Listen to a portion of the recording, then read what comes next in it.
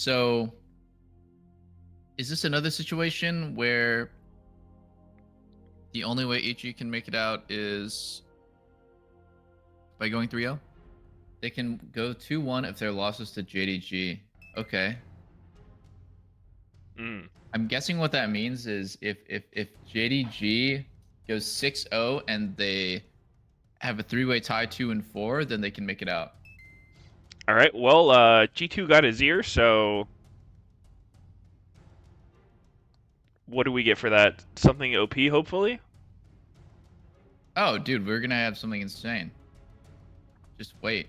I thought it was a Kali into Victor angle, not a Zir, but People play it into his ear as well. Remember Pavelti was talking about it when he was here? yeah. You're saying like you just can sustain through his poke with second wind, and then you've got kill pressure. He can't scoop you. Good at killing him in the side lane. Yeah, that makes sense. Let's see. Let's see it. Lucian, 80% win rate. Sheesh. Oh no. I do not like that. Although Flacket and Targamas are not good laners, so maybe I do like that.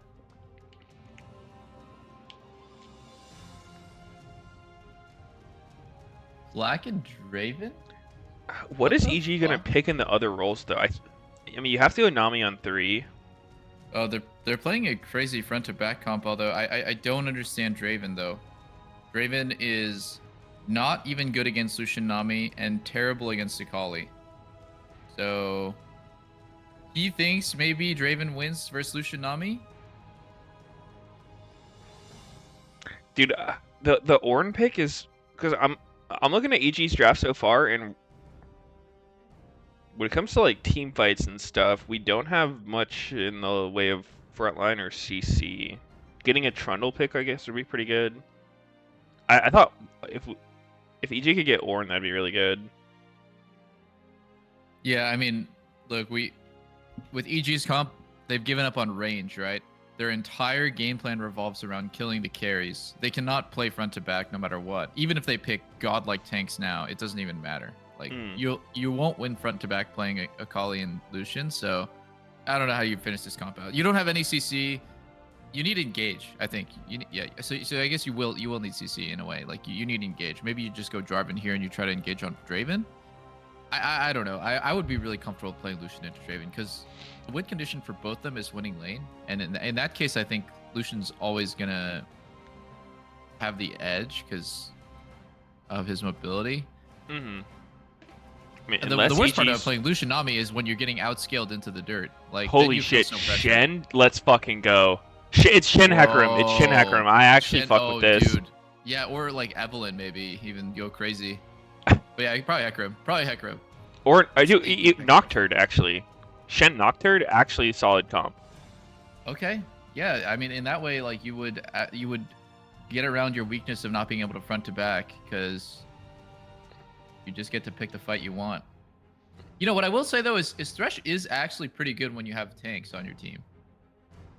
Yeah, I mean he's very good follow up CC, especially with the build people are doing where they just get like a lot of CDR and shit. Like if you have enough haste on Thresh, like his hook is actually such a short cooldown because it benefits in the same way that Ezreal does, where it's like a flat 3 seconds off the hook if it hits. Yeah. Yeah. They're doing it, Shin Hecarim. I mean, EG does have just like a standard fucking dive comp. I'm not sure if that's what I would want to be playing in a game like this. I think I would feel a lot more comfortable on G2's comp, but they do have a game plan at least. I think the game has trended more and more towards it being easy to kill carries, but with the durability patch, took some steps back. I will say that Draven is pretty horrible against comps like this. For like all intents and purposes, Draven is an immobile carry. He's about as mobile as MF. I don't know. I don't know. There's not that many great picks into Lucian Nami. This is probably a comfort thing. I didn't even know Flack had played Draven, to be honest. This is the battle of kind of like them not super great 80 carries at Worlds. I mean, no double lift. Yeah, I mean their laning phase is just weak compared to the average here. Did you see the Nuguri post on Reddit? I did see it. I only read the headline, not the article. Same, obvious. I mean, dude, what's the point of the rest of the interview? I thought it was interesting though, because that's one of those things where it's like, I do think there's a chance it's just like an awareness thing, right? Like, if these Asian teams are just aware of like an entire concept in laning phase that like, unless someone teaches it to you, there's no way to really know about. That could definitely explain like a skill gap, right? Yeah. It's tough, right? Like, it's one thing to know, like, it's one thing to think that you know, like, all the fundamentals in lane, and it's another to, like, I could sit here and talk about, like, all of the concepts that you need to understand in lane and, like, how many times you need to drill it in practice and stuff, but at Worlds, you either know it or you don't. You're either playing catch up or you're playing like refinement. And usually NA comes to Worlds thinking they know most matchups and they're playing catch up. They have absolutely no idea. Like, I will just play the Senna Aphelios matchup a certain way and win both sides in NA. And then I went to Worlds, I played the Senna Aphelios matchup, and on both sides I'm losing. It's like, this is fucked. I don't understand. And like Nuguri said in the thing, it's like it's about the small things and it's about like the small timings that like those details just like do not exist here. So how would you ever know? Hello. Oh my god. Yeah. I mean that could be a reason why like imports fucking fall off in NA, right? Because yeah, you're not getting tested on that shit. Yeah.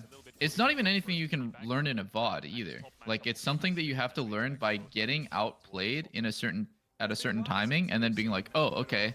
Like Hillsong, right? Like, now he knows, now and forever, that he can never play that way in the Nami versus Yumi matchup. But he only learned it at Worlds. Like, everyone else learned it in their regional league. So it's just, it's really sad. But and, I mean, he also learned you can't really flank on Soraka.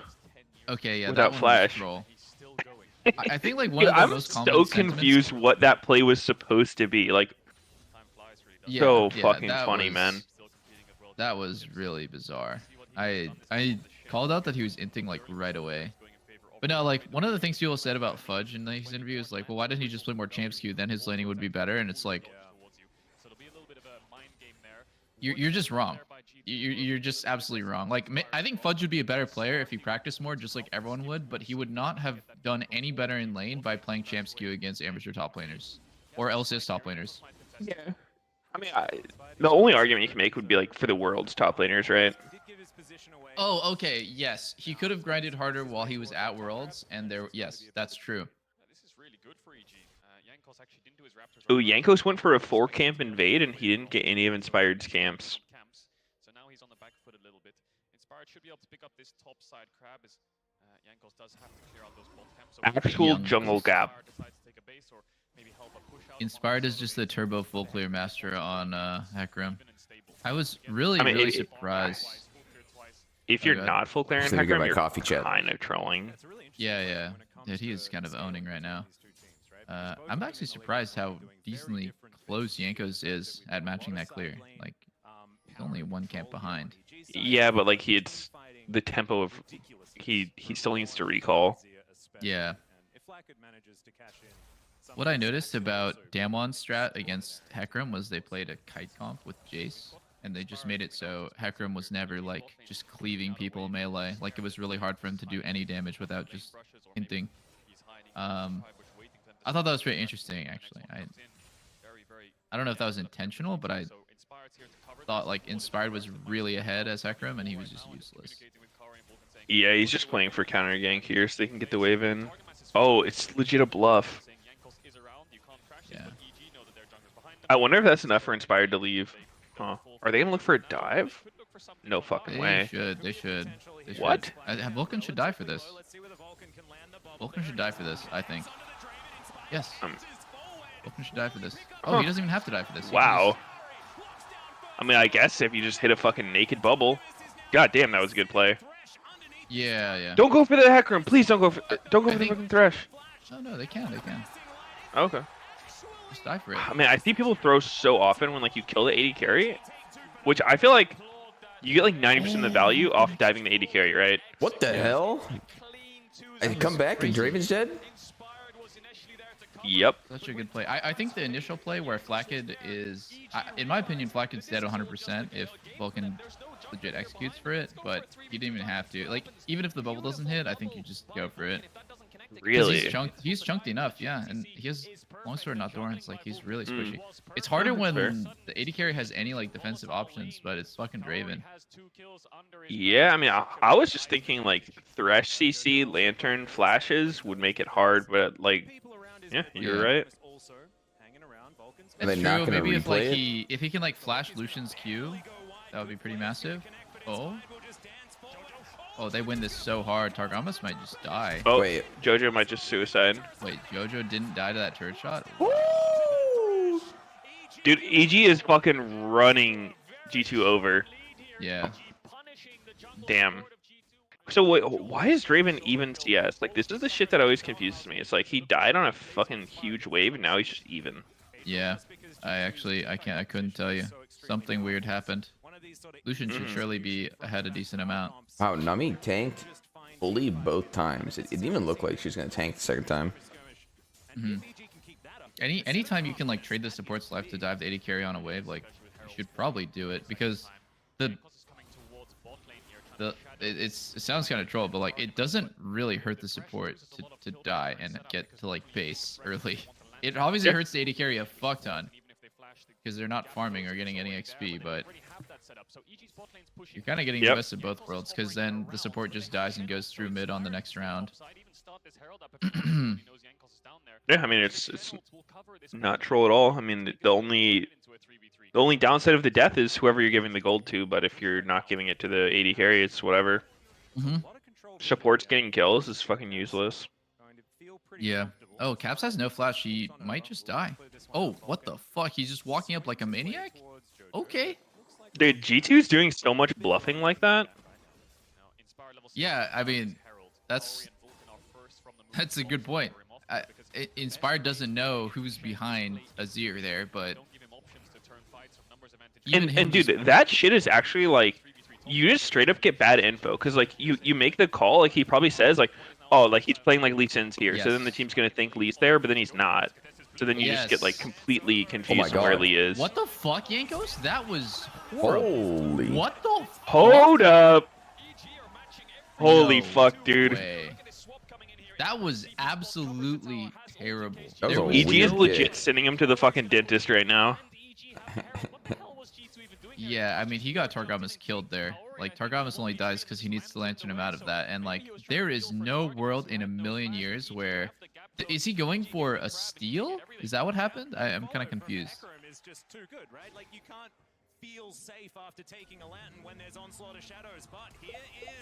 Well, he's an EU jungler. I wouldn't expect an NA80 carry to understand. So true. That's true. I was saying this before the game, but I think that Flakked just doesn't have too much understanding of like winning and losing matchups. You just will pick the dumbest shit. He'll just Interesting. like play Seraphine plus like a random support into anything. And in this game, he like actually opted into this. You think he's just perma carried by Caps, so he doesn't realize what like the input output of anything? He just inputs whatever and fucking wins because Caps. I mean, I wouldn't go as far to say that, but I think this guy's laning phase is probably the worst of the top 3 European teams, like your groups. I mean, his competition is pretty tough, right? It's upset and comp, so those guys are pretty insane. Saying he's the worst of the 3 doesn't mean too much, but Yeah. Have you played yeah, it's against fine. him personally? No, I've never played against him. It's just you would always see somebody play something like Aphelios against Lucianami so that you don't have those situations happen. Like I even remember, I think it was Viper. He was playing Aphelios versus Callista Soraka. It's like crazy, disgusting matchup, but he was able to hold it down. And then scaling is on his side. In this game, it's like he made one mistake, I would say. You know, he let himself get dove, and now he's outscaled anyways. Like he's outscaled, and the early game is fucked over because Draven sucks at managing the wave. Oh, nice flash by Impact. Let's fucking go. Oh yeah, nice. I'm actually slightly behind. Okay. I'm gonna speed up a little bit. So what was the mistake Flacken made there? Was it just taking a trade while the wave was pushing to him? Should he have just tried to stay full HP? Yes, he actually started the trade himself. He caused a situation to happen. The wave was coming in, and he just walked up and autoed Cowrie, and then a trade started that made him lose like 40% of his health. And that's Wait, for what? If Hecarim's not there, is that a good play to stock. make, or is it still sus either way? It's just a losing trade. Oh my god. Oh. Cowrie! What's up? 2 dive. Sheesh. Oh, Okay. Dude, Caps is actually trying his hardest. I Fucking know. ganked top, TP's bottom. What is EG happening? hasn't even needed the Snowballing. channel all game, right? I wonder what's happening to G2 and scrims. You know, I feel like especially Draven is a confidence pick. You don't play this champ unless you're super confident in it, right? Like, oh Yeah, I mean, you don't just like randomly whip out Draven. You're not like, yeah, Draven's a fucking Wow. power pick. Dude, holy shit! what is EG? What did they eat this morning? They're fucking on fire, actually. Yeah. Killing They're winning. everybody. I mean, I don't think there was ever a lot of hope for G2 to make it out of this group. This is a fucked group. But What now, is it? obviously, it's JDG and Damn one. ooh, yeah, they're fucked. I don't think Damn one even looks good, but they're good enough to just fist people early game and snowball off that. Wait, what were you saying with the Draven dive? Are you talking about like a trade he took way before the dive, or are you talking about like as the dive 30 happened? seconds before the dive, the wave is coming in. The wave is pushing towards him. It's about to crash on turret, and he forcibly walks up and lets Lucian trade on him. You should never take that trade unless Lucian forces it with his dash first, and then in that I'm case, done like, counting. you know, there's nothing you can really do about it. But like, it should be favorable for you because you and your support are both ready for it. But what he did was he took a bad trade and he baited Targamas to kind of like show presence, and then Targamas took some damage, and then that was enough for them to know that they should dive. Oh my god. Oh, Cowrie. hey! Good God. A fucking legit drive-by, bro. Yeah, dude, Lucian is looking strong in this game. Yeah, I just went back and looked at the thing because I didn't see any of it, but he never really got that chunked. Like realistically, they were like, I don't know, 75% HP for the dive, which is enough. But Oh, yeah. it just looked like they thought they were under no threat of actually dying. They just thought Yeah. that Lucian Nami was pushing a wave in, but like Hecarim was just lurking the entire time. Oh shit. Wow. Oh, did he actually get out there? Wow. Dude, what? Caps is not human. God He damn. is not. But he can play out of his fucking mind permanently, and it won't even matter. Caps is sweating his what? absolute balls off. How the fuck does he live there?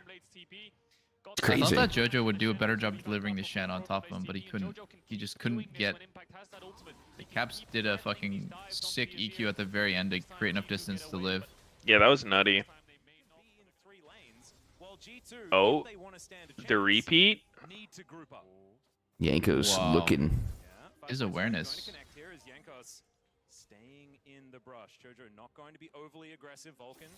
It's like just completely randomly he blue trinkets that bush. I cannot explain it. Like, he just has game sense.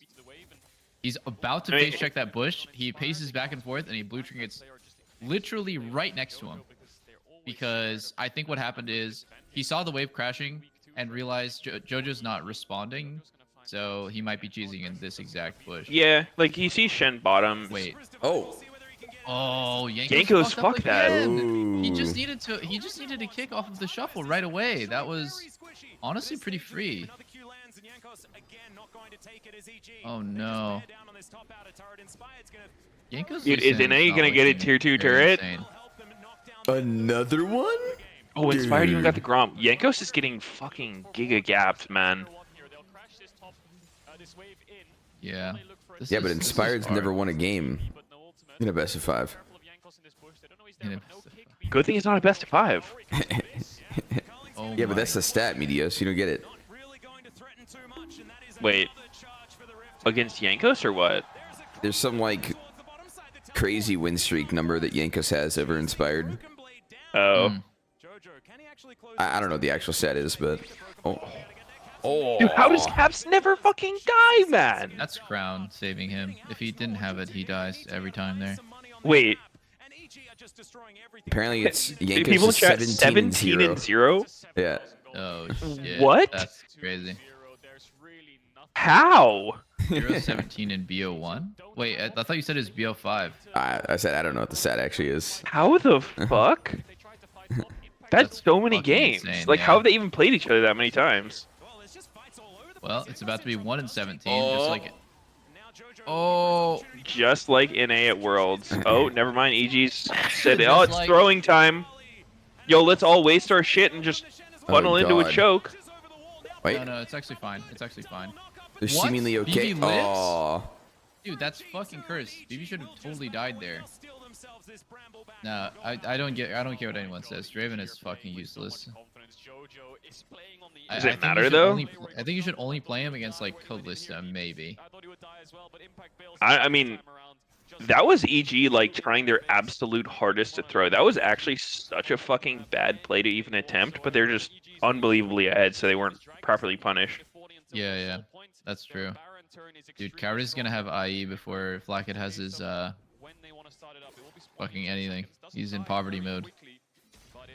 Why do people call him Flaccid instead of Flaccid? That's true, my bad. G2 Flaccid. Can he stop doing that? That's so terrible. I just don't understand. Why are we using Draven ult to clear midwave? You just don't want to Cryo, be useful. Tempo, you wouldn't get it.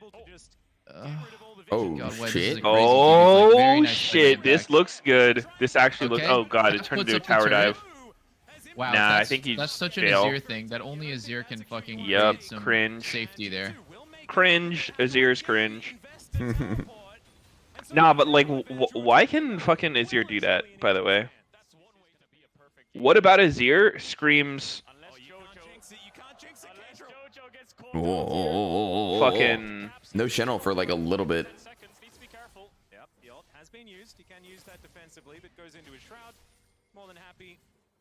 Take the Q. Q again. Oh. Dude, why doesn't he just hit that? Oh. Oh shit. Wow, he Oh gets my them god, both? Caps is Caps too clean, man. No, Caps is dead now. He's actually dead. No, and they're gonna he lose doesn't Baron off ever of it. die. He's the fucking protagonist. He's Looking pretty pretty, dead. fucked. He's fine. No. No. Caps is actually fucking out. He's literally the protagonist, No man. fucking way. No, there's no saving this game. There's absolutely nothing that like he is just playing out of his mind, and it doesn't matter. Dude, this is a pretty crazy snowball actually. Like, realistically, not that much has happened besides bot lane just feeding. Oh, Yeah. They're trying their fucking best, but this is actually. oh god. Nah, it's actually fucking thrown. It's literally thrown. He had flash.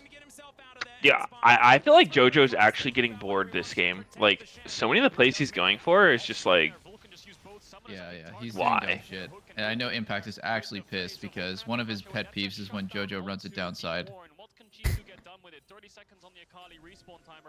Based on what? What? I said based on what? Uh oh. probably Based on talking. what he told me. His pet peeves when JoJo kills himself. Oh. Inspired has no ult. I don't know if they can keep going. Maybe Cowrie super play. Yeah. Ooh. Hey! Finally. Nah, Caps put is Cowrie dead. on Lucian every game, man. This guy is just too cracked out of his mind. Jojo's back. And he's back, and it's fucking over. The AD diff is just too massive. Can they end though? It's actually such a crazy snowball. Like, not that much has happened outside of the bot gap. That's pretty true. Only a 6k gold gap between Draven and Lucian. Oh, that's it? Okay, Yeah, I mean, it's winnable then. Just a little bit of an advantage.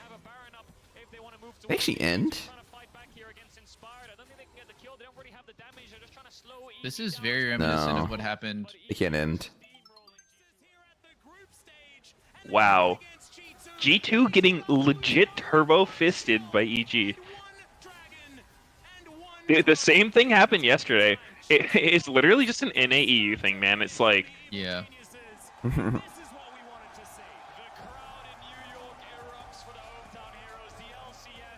He has to play back-to-back?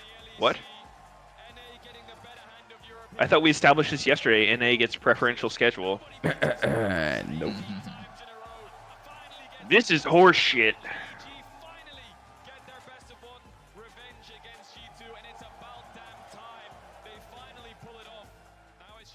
Well, dude, I'm glad they are at least winning this game, EG. Making some hopium for the schedule not being way worse. Making two EG games useless. Yeah. That's like, okay, like EG's still in it. I think if I was a player, I would actually prefer to play back-to-back games, no cap. Like, what the fuck is a break doing for me anyway? Like, it's just taking me out of it. I'm already fucking in the zone. Might as well just keep playing. You may get more time to prepare. Yeah, fuck preparing. Okay. You Frank can definitely need suck this prep dick. time to study your opponent's like early pathing and warding and draft. Inspired, breaking the 17 loss streak. Dude, that's such a fucking long loss streak. Like, that's insane. Yeah. Player of the game, EG Inspired. Yeah, actually. He played really fucking well. Like, from draft, I was saying I would have rather been G2's comp, but like, EG legit played this fucking incredibly. Actually, watching this again, if Vulcan doesn't hit that bubble, basically if Flakked can dodge Nami bubble, which is not hard, then It's just flash it, right? he probably trades 1-for-1, right? Because I think like if he doesn't get one shot the way that he does, then Targamas can trade. Yeah, I mean, there's Like no flash CC play, ignite. after the bubble, Yeah. so you'd be able to be free to He'll do be able damage. to like press E, maybe flash Lucian's Q. I think he'll make enough time. NA is taking down EU with them. Yeah, exactly. It's like, okay, if we're not making it, bitch, neither are you. God. Good. Fucking good. Lucian again, but this time on the enemy team. Callista Renata, okay. That's a good shit. That's that good. I hate this matchup.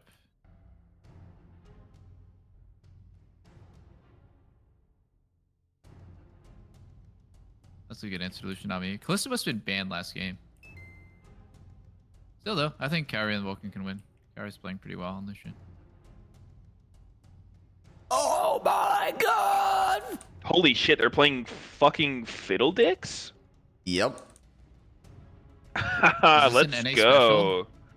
This is inspired This special. looks fucking terrible, but I'm down.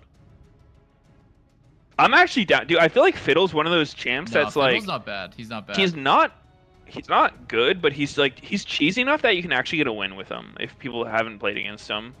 Ever. Dude, if you have died bot lane to Fiddlesticks before, you know that it's just so unfair.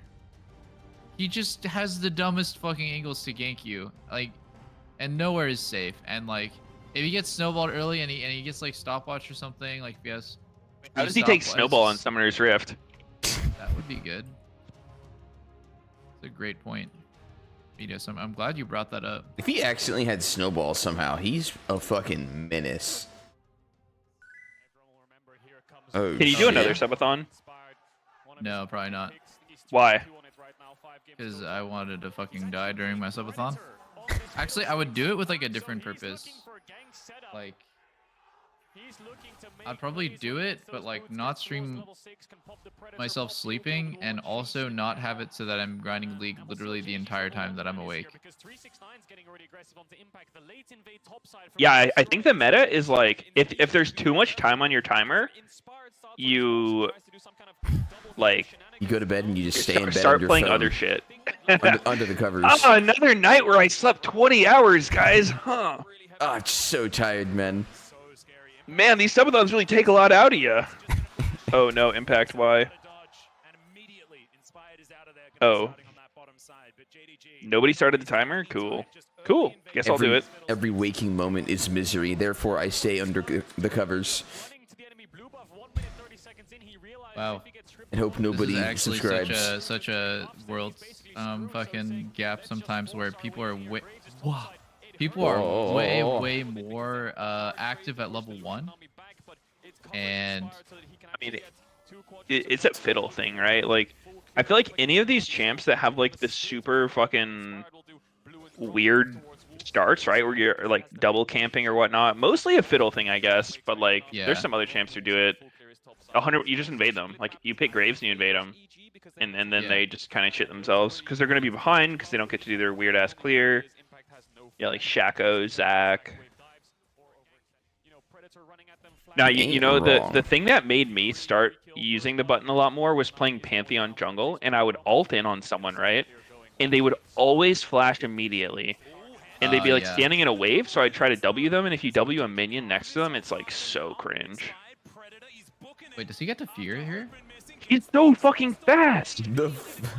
I actually don't understand how Fiddlesticks works. So why does he get to fear there? Because he pressed Q. His Q is fear. He And gets it the. always fear. I mean, he gets the other Yeah, fear. so if he the way it isn't works is seen. like if you hit someone from out of vision, like they didn't have vision on you, and then you hit them with like your E or your R, they will get feared. And if they're on cooldown from that fear, your Q will just do extra damage. Okay. If they see you, you can just press Q on them and you can fear them. Okay. But I you see. can never So double the Q fear is someone. guaranteed single target fear, and then if you ult out from vision, then you get a fear on people, or like Yeah, out of vision. You'd fear like the whole team if you ulted out of vision and hit them all. That's what I thought. I was like, I thought you only get the fear off if I don't know how it didn't register to me that his Q is literally the same as before almost.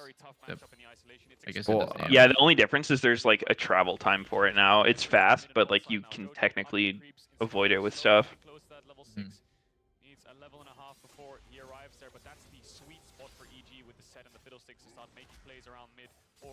Oh, very nice W by Impact. Oh, he knows that matchup, dude. The grand challenge has been issued as Impact just puts his back to the wall and says nope.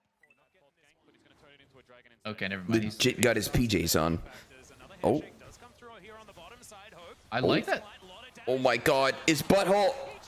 No, He just goes in. Oh, what? They didn't kill? That was a good try. That was a really good try, yeah. Why did that E feel like it did no damage from He might be Callisto? maxing Q as in this matchup. That's gotta be troll. I want to see it. No shot. Oh, Vulcan. Can the Surely Vol you're not survive? dying right after seeing him take fucking Dragon, man. Like, what?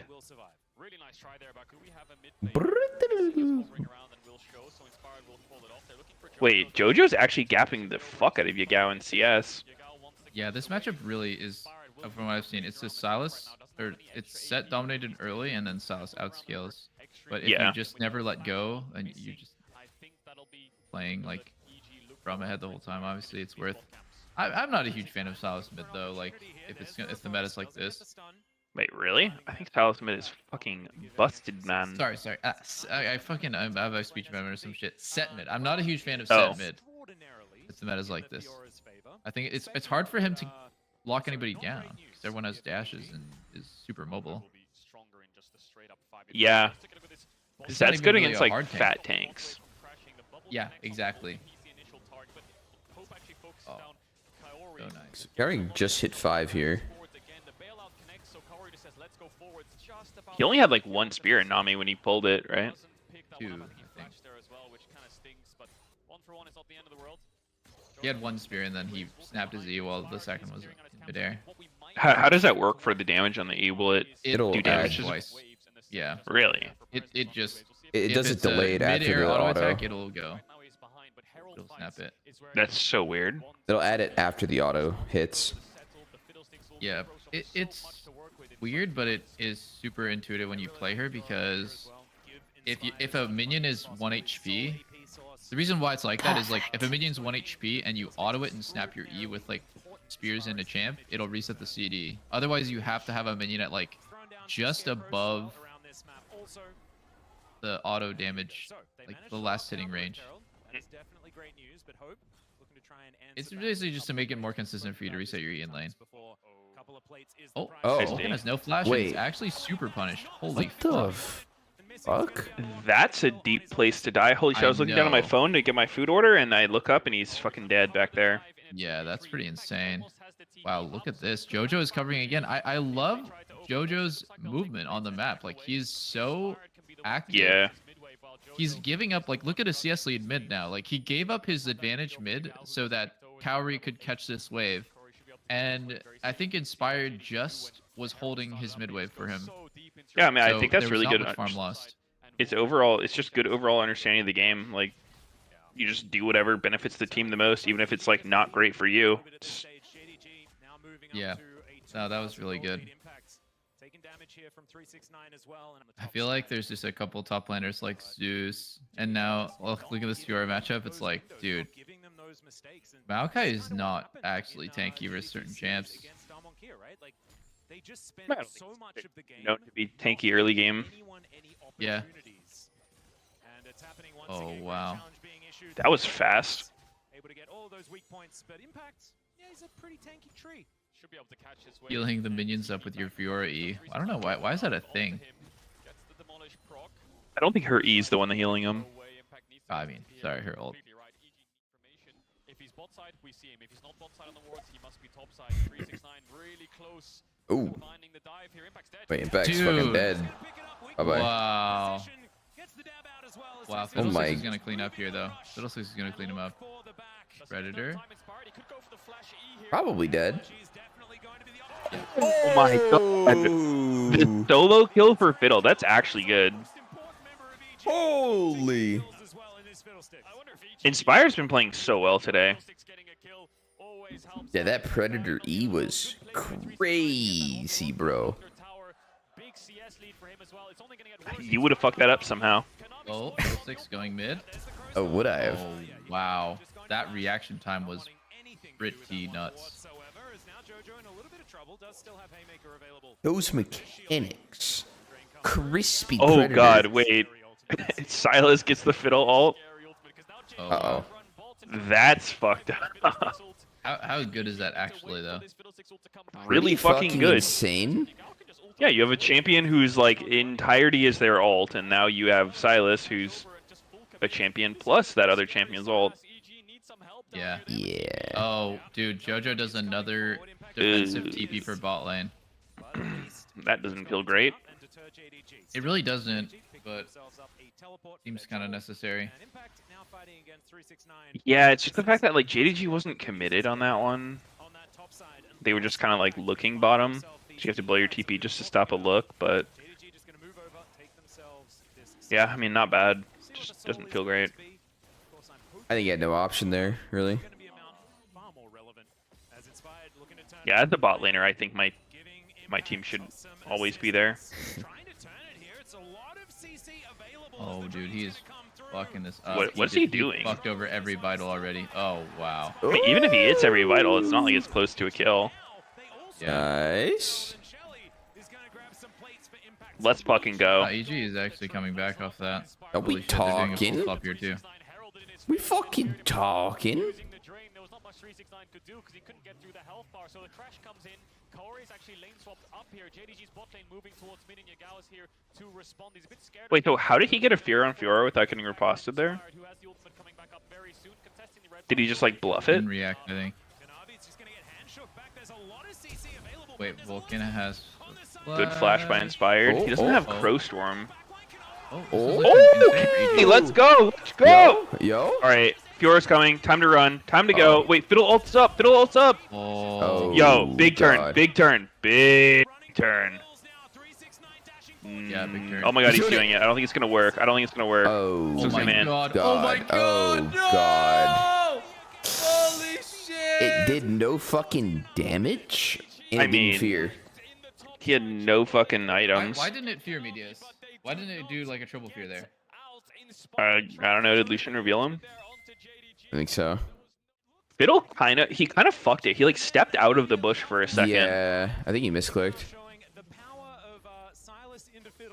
Wow, Lucian warding the bush actually changed a lot there. I feel like if it was triple fear, it would have been totally different. I think they still lose it even if he gets the fear. It's not that long at this rank. But obviously it would have been much better than no fear.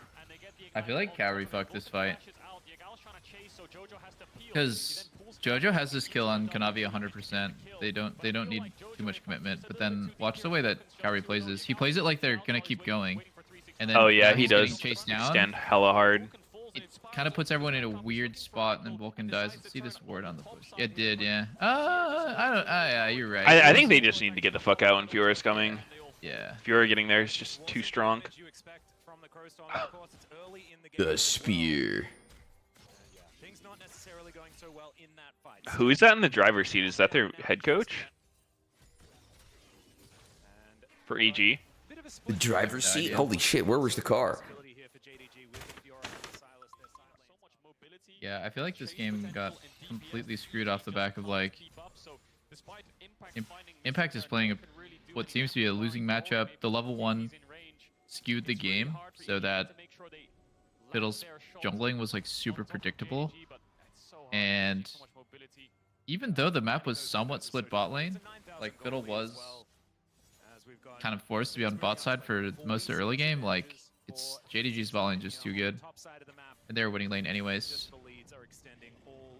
Yeah, I mean, Impact having to blow his flash level 1 was pretty fucking bad for him. It's crazy, yeah. The game's only been going 19 minutes. It feels like it's been going on for fucking forever. Go fucking ahead, man. Yeah.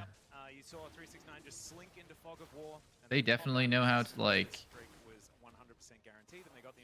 just grow their advantage. Definitely helps that both sidelines are winning hard. I gotta hand it to a lot of these, like the world class teams are able to just problem solve so quickly. Yeah. Just immediately, you know, like I don't think that they probably practice against Fiddlesticks at all, and then they go on stage and they have a level 1 that they just made up on the spot. You have to have a lot of game knowledge and confidence to do that. Oh. Yeah, level 1 invading with Fiora Graves. Like, how did they see the angle? Oh. What the hell? Oh, Maybe that works God. better when you're not 2 levels and 100 CS down in the guy you're going for. Lucian No. on God, 3 items, 3 dragons. I don't know. I don't fault EG for the attempt. Me neither. You have to do something. It is interesting that they turbo smurf last game with Lucian Nami, and now they're just getting legit ran by it. Yeah. Meanwhile, we do have Lucian now backing away from the Nexus turrets. Is bailout going to be utilized here? Jojo not able to get that reset, the flash out from Konami, and he's just doing cleanup. Oh, he's out. He actually That was fucking TP'd close. out. It's an absolute bloodbath. Holy fuck, that was sick. Was the fiddle pick just unlucky, or? Man, I think it was a cheese pick. Cheese picks are not guaranteed to work. Wow. Was that even like the So biggest beautiful. problem in this game though? I feel like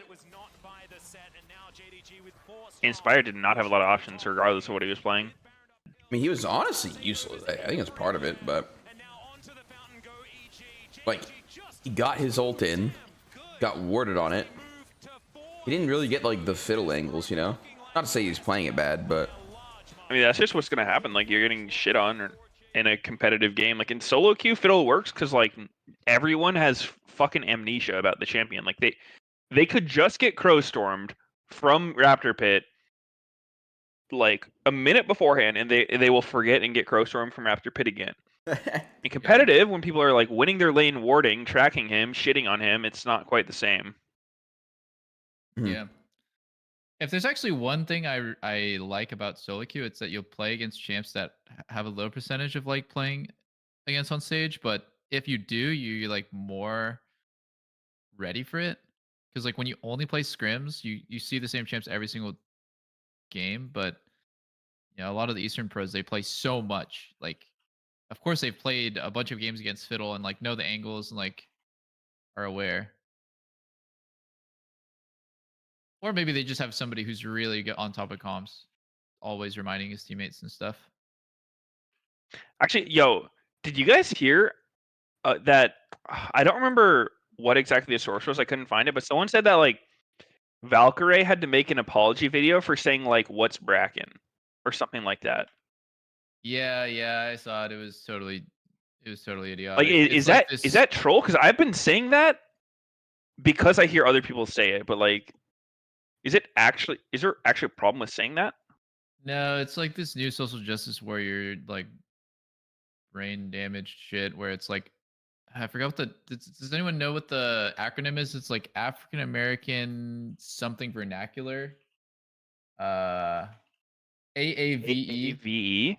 African American Vernacular English, I think is what it's called. Like vernacular meaning like slang, like localized terminology. Basically, what it is like people are upset that you're like appropriating like African American vernacular slang and terms when you're not African American, I guess. I don't really understand it either. It's just totally idiotic. Oh, it's like a language that no one else is allowed to speak. Yeah. I Totally see. stupid. Like saying like I think like what falls in that is like saying stuff is like lit or like saying like no cap for real stuff like that. But Pretty sacred, man. I assume that was Not just allowed to say Zoomer it. terminology. I didn't know it had anything to do with a race. Yeah, no, I thought it was like Zoomer shit too, but maybe like I think if you trace it back enough, like it's probably true that a lot of it, or maybe even all of it, is from that demographic, like originally. But Wait, yeah, there's Valkyrie like made the apology for saying no cap on his stack for real, for real? Because I definitely have said that. I mean, I think only like a really special type of person would ever be upset or offended by that. And yeah, Like yeah, I'm all it's for time for you not to make trying an to apology offend people video. with what I say, but like I'm just confused how that's offensive. I think you just need to apologize. Just Okay, my bad. know your place. My bad might happen again, but I am sorry if I do it again. I'm sorry, Medios. Yeah. We can't be friends. Oh, After you said fuck. the no cap on a stack. Damn, that's woke of you. I can't fault you for that. Mm-hmm. I feel like what happened actually is like some super SJW found out this Wikipedia page because I just Googled it and then was like, wait a second. I could get offended on someone else's behalf for this. Dude, I think there's definitely like a subset of people who just look for things to get offended about, and like they think that like if they can get offended by something that no one else gets offended by, they're like superior to them. Yeah. Oh, It's wow, like a there's fucking arms actually- race for like how offended you can be by something. Dude, check out the chart. I'm showing you right now. This is actually kind of cool. So there's grammatical aspects of it. So habitual / continuative aspect. Example, he be working Tuesdays. Standard English meaning he frequently or habitually works on Tuesdays. Intensified continuative, he stay working, aka he is always working. Well, this is like somebody actually eloquently described all of the different like ways that you can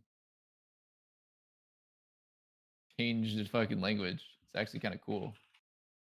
Valkyrie obviously doesn't want to make any of your mods feel uncomfortable or offend them or really just be offensive to anyone. And so she like took it like a champ. I saw the clip where she's like, yeah, I just didn't know. I won't be doing that anymore. And she had a really positive attitude and outlook on it.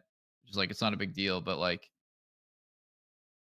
yeah, I feel like she's definitely way, way more easygoing than most people would be, where they would just be like, what? Because there's no offensive connotation to any of it. Uh-huh. Is there like a database or somewhere that I can go? It's like anytime I hear a new term to like know if it's offensive or not. Like, I just like saying funny shit that I hear, and I would like to know it's not offensive beforehand. Just tweet it out.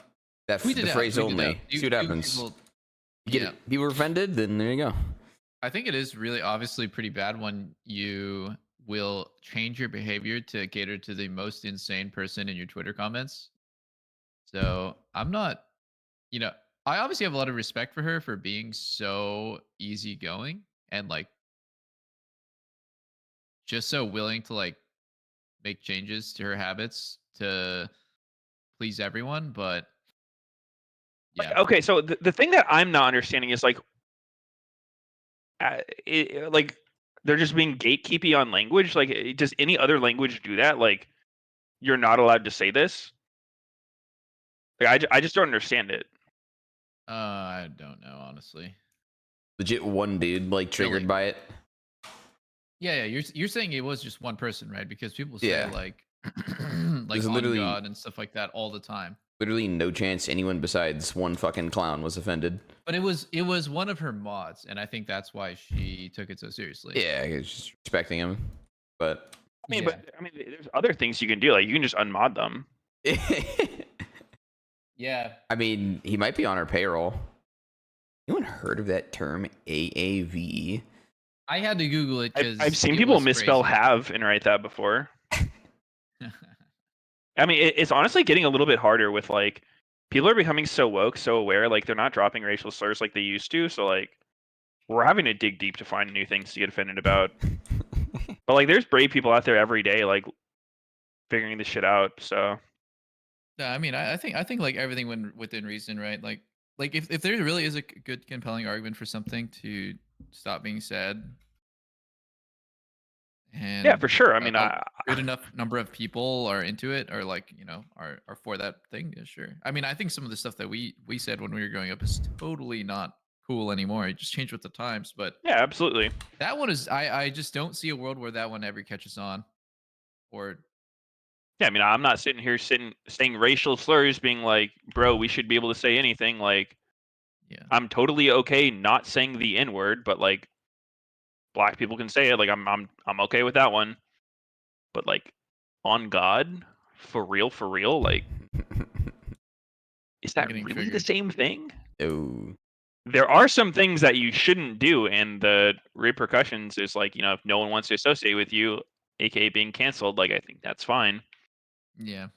But there's also the group of people that are looking to cancel people over literally anything, and they just keep making up new things to get offended by, and that's also not chill. Yeah, the more tolerant you are, the less intolerant you are. Yeah. If a society is tolerant without limit, its ability to be tolerant is eventually seized or destroyed by the intolerance. So basically, the paradox of intolerance is, or the paradox of tolerance is like, if you are tolerant of every single way of thinking, then you're also tolerant of intolerant thinking. So you will allow that type of thinking to, like, take root and eventually destroy your tolerance. It's actually it's somewhat interesting because people will always bring it up for like certain like things going on these days. I had not heard of it until like this year. The paradox is like this. Like I'll use this Carlos as an example because I think it's the most easily understood. You're supposed to be a tolerant person, right? Like I think like that is the argument that the people who say like, oh, cancel culture is just ruining everything is like, oh, aren't you supposed to be tolerant? Like, aren't you just allowed and shouldn't you tolerate Carlos hanging out with Andrew Tate, who is an extremely intolerant person, right? So there is a limit to your tolerance because even though you're someone who would be accepting of like lots of different views and lots of different ways of thinking, you are not tolerant of Andrew Tate supporters and his friends. And so that would be like an example of the paradox where Is that a paradox though? I took it as something else. Like that one, I feel like is like, I don't know.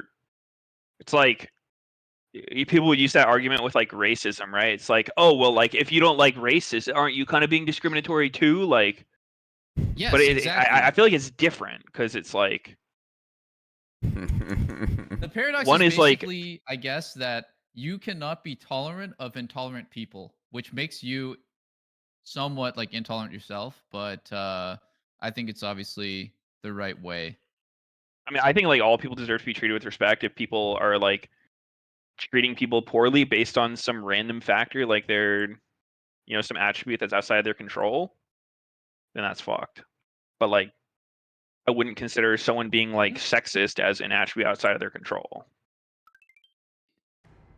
When I think of Showmaker, I can't think of any of his iconic plays. That's actually a problem. What about the time he made a show? Okay. You don't remember that? I don't remember that. He is Showmaker, huh? What show did he make?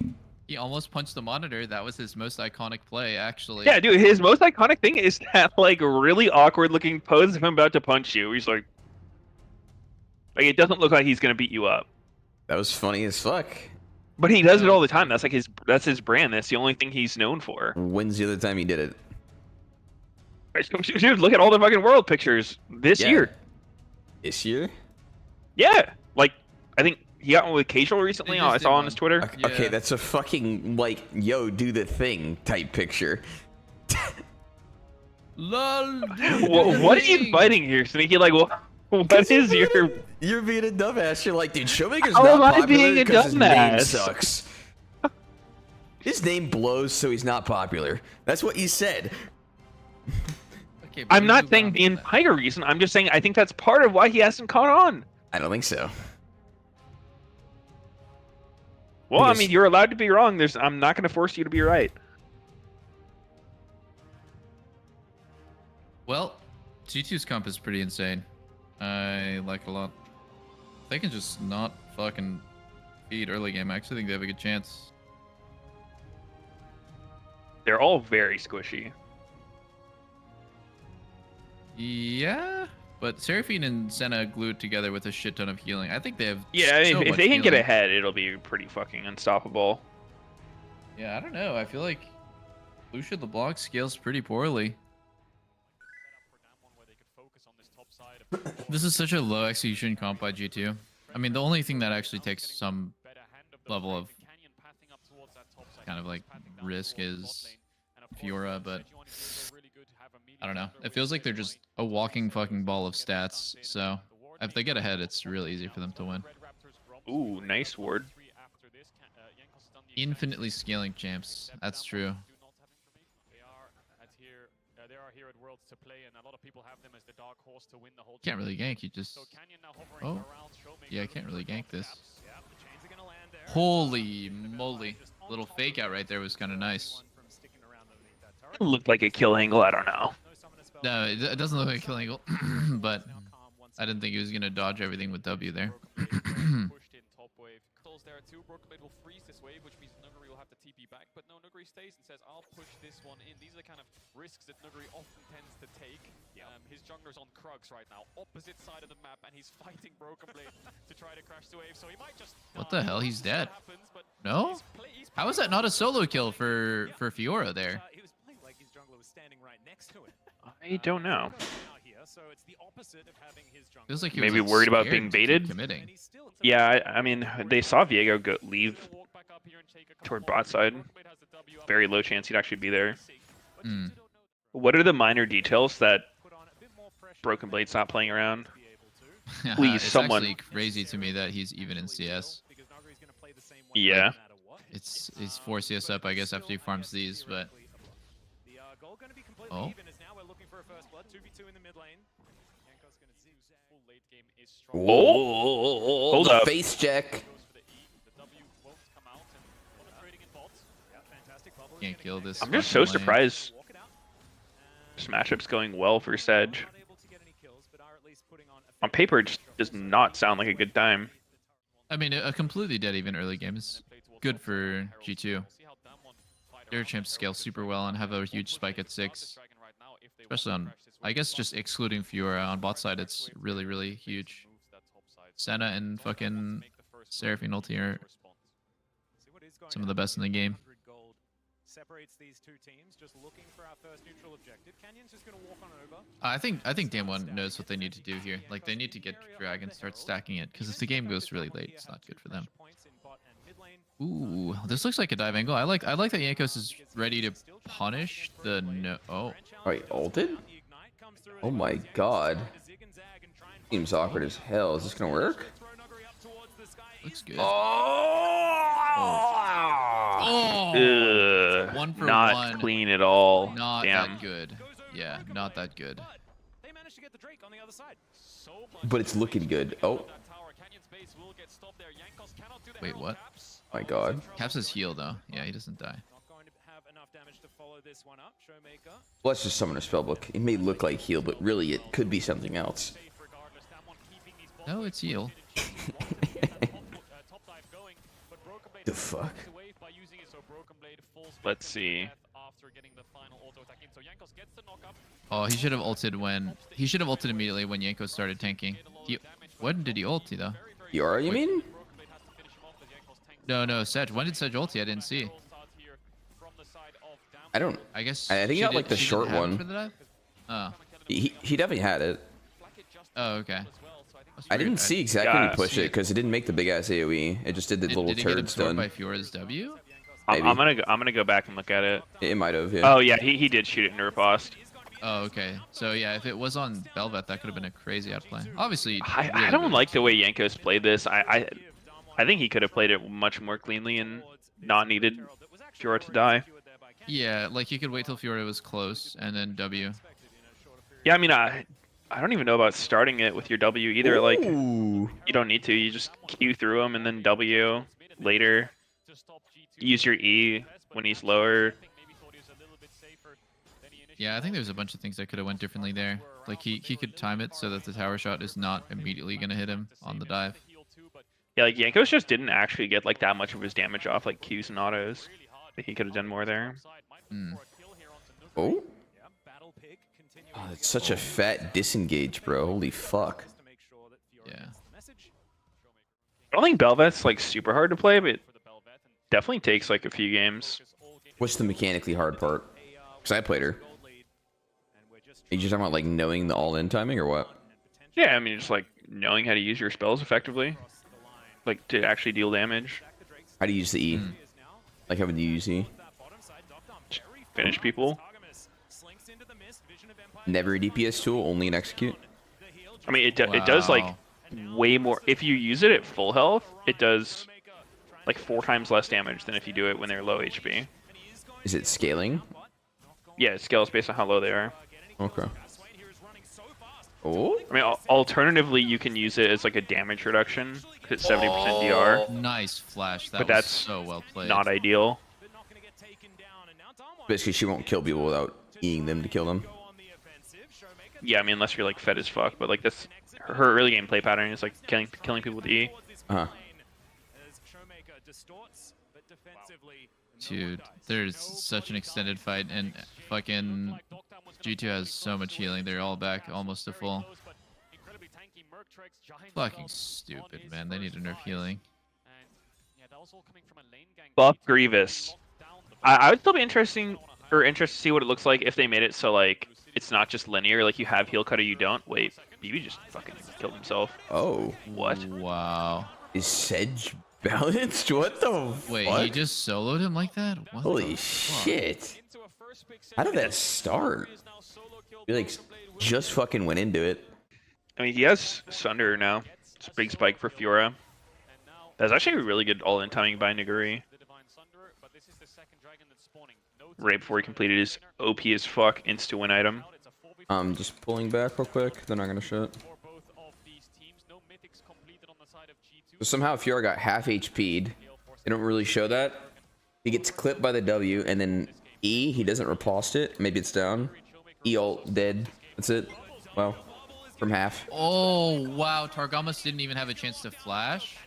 Wow, are you Shit. Like, kidding how me? did Broken Blade already have 2 stacks of Sejuani's passive before the W? That's like, he legit took 2 autos. Yeah, I don't know. They like traded, and Broken Blade lost the trade somehow.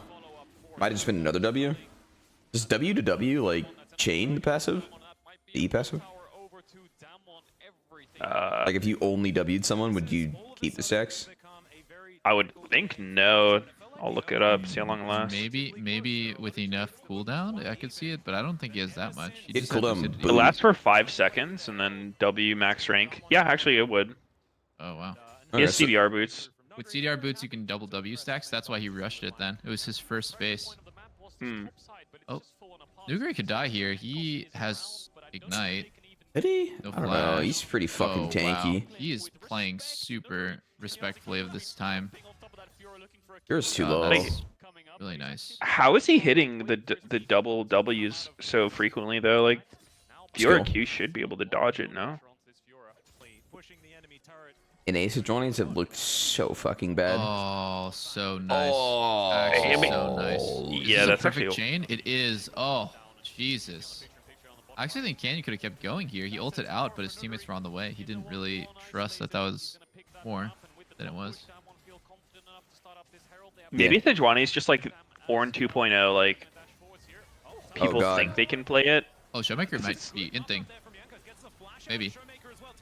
Oh, he's fine. Holy shit. I feel like fucking G2 is just a Caps show. Like, if he's not carrying, it's really hard for them to win. That's why they feel so weird when they're losing at Worlds. Because it feels like, well, you know, like, what's the win con here? What do you think about Caps' build? Just first item Rylai's. I like it. I like it. It's good. Super hard to play against when fight starts, and he's just infinitely slowing you. Yeah. It just lets him stay ulted as well.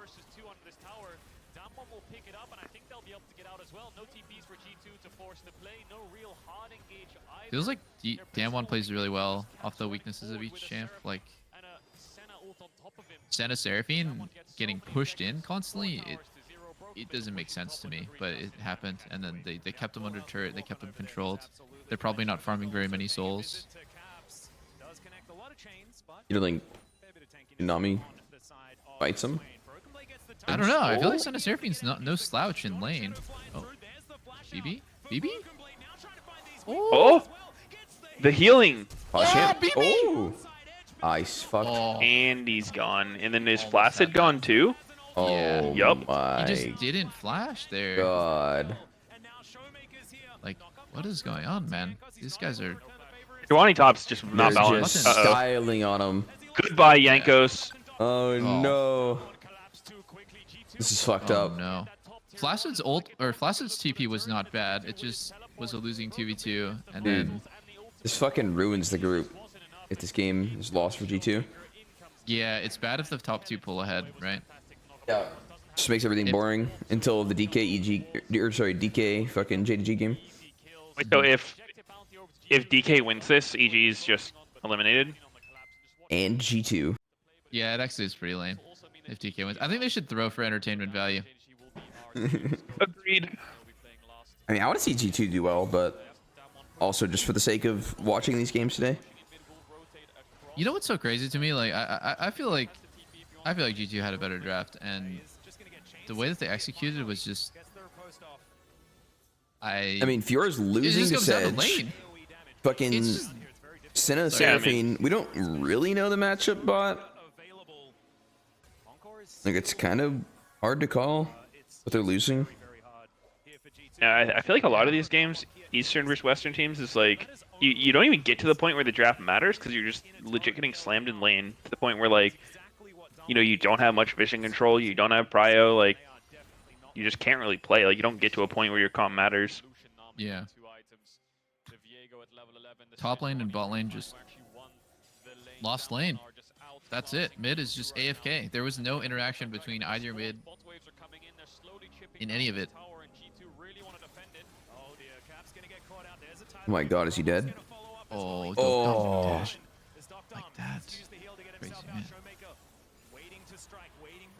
I mean, DK just has such a good game plan too. Like, it's possible for them to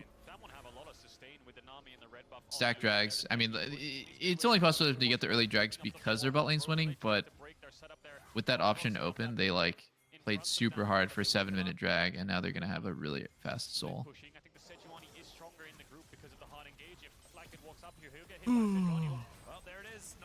Oh. I feel like Showmaker's trying his absolute hardest to throw this game. He heard what you were saying about him not being a household name. I think Cap should just be. Oh wait, this it's looks... actually getting cooked. Oh god, he's dead. Oh, Belveth is true form. True form Belveth alert. She's zooming. Wait, no, he didn't. He didn't grab the Wow. coral. What? Oh. Why? Grab the coral, man. It was in the middle of everyone. Grab Carl. Why didn't he take Carl? Oh, really nice. Damn, that's a blower. They didn't do a team fight with Seraphine. Seraphine was just not there for it. I think she excels in those 5v5s that are like super long. But what about Raptors though? Like, what do you think about getting Raptors there? That's huge. Yeah, I mean that's good for Flaccid. That's so good. I think Seraphine stepped up too fast, wasted her ult and flash. Now the 5v5 is starting, and I'm gonna see how everyone plays it because it looks like G2 could maybe win. Oh no, the position's so shit for Seraphine. She literally cannot even connect with her team at all. Oh my god, she is just doing the walk all around. Yeah, Oh my. if he grabbed the coral, he would 100% die right after. But I think he's pretty fucked either way. Like, it actually does a big slow in AoE damage. Yeah.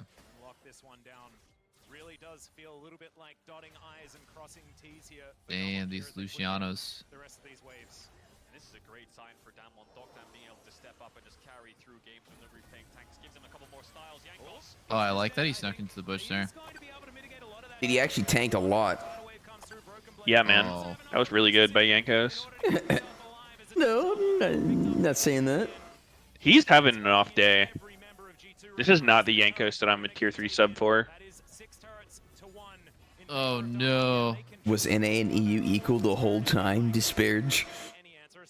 Dude, do not No. put those Europores on our level. I think Rogue is still super impressive. They don't have an NA team in their group to take him out, though. You just jinxed him. I mean, they still got they did play well, but they still got weak too. We got to see what they look like, you know, without... They had, like, Maokai every game. Really? I think the difference between Rogue and the rest of the teams is really just that there is no real weak point to their team compared to G2 and Fnatic. Like, it seems like for G2, bot lane just naturally loses, and then for Fnatic, it's the same thing, but it's because of the support, not the AD carry. And How come you're not mentioning Matt at all in this? well, no one on Mad played great. They're just running it because they're desperate for a good fight. Oh my god. Oh my god. Oh my god. Lucian Nami looking pretty good. Well, they're Oh both my God. terrible champs, but if you combine them, they make a super average bot lane. They are definitely not. But I good have heard games. that before. Show me the games where Lucian and Nami look good without the combo. And together, they make a super average bot lane. Okay, above average, above average. I don't know, man. They Oh look pretty man, that's a fucking good one. They look pretty average. They're looking pretty juicy. Why the hell? What is this cam? Oh, okay. I was like, why does the cam look so trash? I thought it was like him in a fucking COVID room. Wait, it is. Oh my Wow. god. Oh no, Wait. there's no stage presence. It's What like the None of them are hell? on stage? They just Yeah. all got COVID? What the fuck? Holy fuck! Not even going for a bow in front stage. They just walk off, tail between their legs. Hey, that's BM. Not even going for a GT should have started handshake. L dancing right in front of the crowd. Like, what the fuck? They should have busted out the champagne bottles. Agreed. Hold on, I'll be right back. Dude, it's funny. Fucking NA taking out EU with them in both days. It's like win one game versus EU, false confidence. Both regions just fucking doomed. Yep. So NA and EU are equally trash. Handshake. I mean, this is sad, obviously. Every time it gets to this point in Worlds, it's kind of hype because you get to see the closure of the groups, but also it's a bit lame when there's no suspense. Happens quite a lot. Rel? I don't know about that one, guys. Why are we playing Rel against Renata blind? They blind Renata and then we pick Rel? So stupid. Not a good matchup at all. He can continue to bully out Caps. You've already got control for 369 and top side. Bot side is fully in favor of the pushing 2v2, so Kanabi can now play off of pretty much any side of the map he wants. Slash engage gonna land there for the first time. Oh! They got a kill.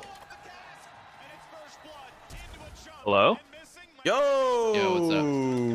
Yo, G2's actually gonna win the game when it doesn't matter. Holy shit.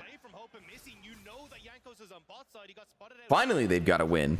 I actually just realized that I've been feeling really tired lately because I just started working out like pretty seriously. Oh, very nice play by Targamas. Like he did the remount W flash and you can't really react to that.